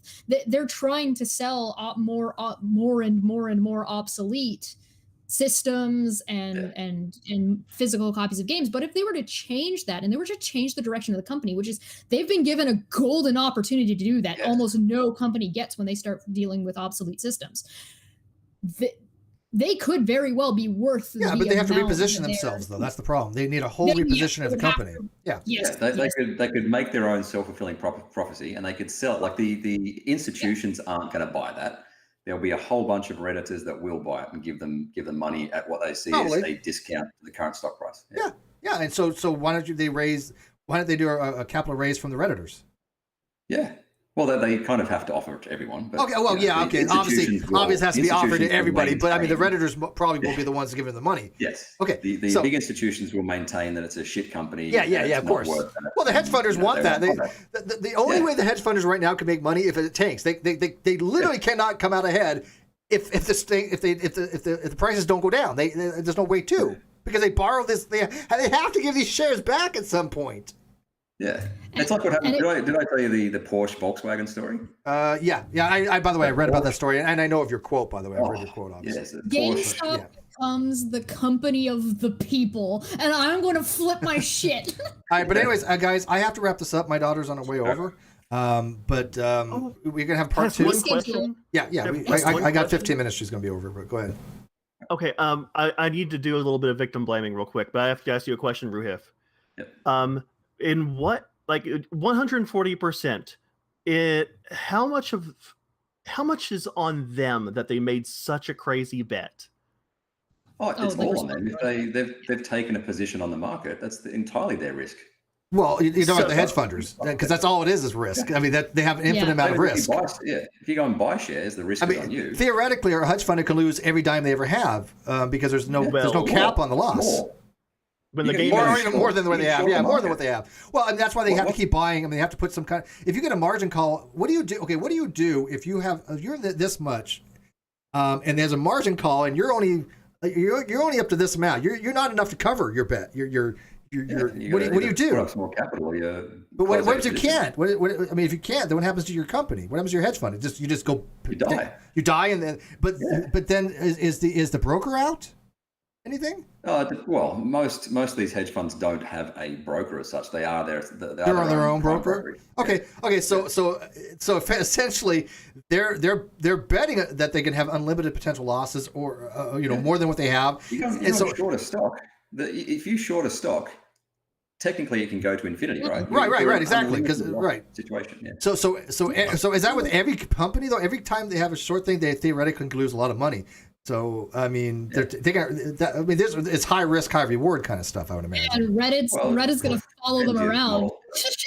and now you have Redditors following them around, and so these hedge funders are basically looking over their shoulders because any move they make, they know these Redditors are coming after her. They've got to be worried because they've lost billions of dollars so far. They're not. Fine. They're happy. I got no problem with that. That's how they look. It's the rules and blah blah blah. It's the same in reverse. If I go to my broker and say, can I short some stock, and short the stock, and then someone goes, I'm going to buy that stock. I lose. It's my risk. Yeah. Whatever. But what happens when you have no more hedge funders that want to do any of this stuff? No, hedge. It's always going to be around. Shorting is a necessary component, right? Somebody will fill in that spot. Somebody will fill the spot, Yeah, of and course. they will be far more Because there's money to be cautious made. and less extreme about it to the point that they're risking everything. I agree. It's like Bitcoin. So Bitcoin up until cocky. whenever I think it was 2017 or something, and Bitcoin's just going like this, up, and up, and it gets to 20,000. And then I think it was Chicago Mercantile said, let's list some futures on Bitcoin. And obviously with futures means you can actually go short Bitcoin. So it was the first time that anyone could actually go short Bitcoin. And it went from 20,000 to like 10,000 in the matter of. And people made money off that. Yeah, they sold futures and went like, this is the first opportunity. It's over, it's over. Well, sorry. So Sheshai was saying overvalued with Bitcoin. Would that work for have real value. estate? If somebody, I don't know what you would borrow though. I mean, because you can have futures. What would you borrow? There are real estate investment trusts, and there are futures over that. So there would be futures on that you're leveraging. Yeah. Okay. So I mean, they all seem to be necessary components of the economy. Now we might have a part 2 on this. Can we get back to let Mr. Serious finish what he was trying to say? Yeah, go ahead. Sorry. Oh, sorry for making that continue, but I was gonna say, the fact that they did go 140 is because there was no risk. They were certain there was no risk. Yeah, they didn't view it. Well, of course. I mean, the hedge funders have been doing this for so long. To them, it's like second nature to them, and they had no competition. Right, exactly. There was no competition. They didn't have to worry about it. They knew it was possible, but they're like, this is never going to happen. Yeah. I mean, listen, it was only a matter of time before the internet decided to troll the stock market. It was literally only a matter of time. Yeah. That's why I'm expecting them to go into real estate next. Yeah. I'm confused about the 140%. I don't know how that works. You can't lend out more than 100% of the shares. So what I mean, isn't that diluted into negatives? Well, what I think it might mean, what does that mean? is that the hedge funds. Oh, hang on, I got to go. That's my. I got to go too. All right, we'll have a part 2 group. Thank you. Always a pleasure. I got to go wrap this up because you guys walking over. But guys, this was great. Again, I love the direction this took, and this is a very fascinating subject to me. Economics was very hard for me in college. It's really difficult, and I'm just happy that people actually have been understanding this. Jess, you got it down pretty well too. I don't know. You must have been following this recently. Well, I've been following it, but I also have a little bit of self-studying I've done in economics. I studied for like about a year or so, just in my free time. I envy you because I hated economics. It's just I studied it, but it's just really interesting. It is. It's not. It's magic. I'm sorry, but the economy is magic. It really is. I know a lady I know a lady who calls welding magic, so whatever. But anyway, Sirius, you got to wrap it up because I got to go in like the next 30 seconds. So we'll say something I got profound. a strong C in economics, so I'm good to go. I got a B. I had a 4.0 one semester, but I took microeconomics from Texas State, Texas A&M University through extension thing, and I only got a B. I usually got A's, but that course was really hard for me. Oh my God, Steve! Wait, we need 30 more minutes so we can get to the 600 on the clock. Sorry, can't do it, guys. Can't do it. I want to spend some time He's with my got more daughter. important things to do than counting Kyle's dumbass shit. Right. Aww. Anyways, Chesh, what do we got planned for tomorrow? Want to let people know? Oh yeah, we're gonna be covering David Silverman's nonsense about COVID, and we have someone in the field actually coming on to talk to us. That's why we've been postponing it. They're I going wanted to somebody on remain the off camera and anonymous though, because they're just more comfortable with that. I think that's fine, Yeah, but I absolutely. mean, I'll vouch for them. All right, makes sense to me. All right, thank you guys for watching this. I have some Patreon update stuff if you guys want to go check out my Patreon. Hey. Go check out her channel. She's got some good stuff going there recently. There's been a lot of good channels lately. I'm going to start promoting more channels, and they've been promoting me, and so I'm going to return the favor. But Rez, I definitely want to thank Rez for that large super chat, and everybody else who has super chatted, and for anybody who's just even asked questions, and for just anybody who's watched. Thank you guys. I appreciate it. And we'll see you guys tomorrow. I think 2 p.m. Pacific. Caffeine Corner. Bye. Bye. Bye.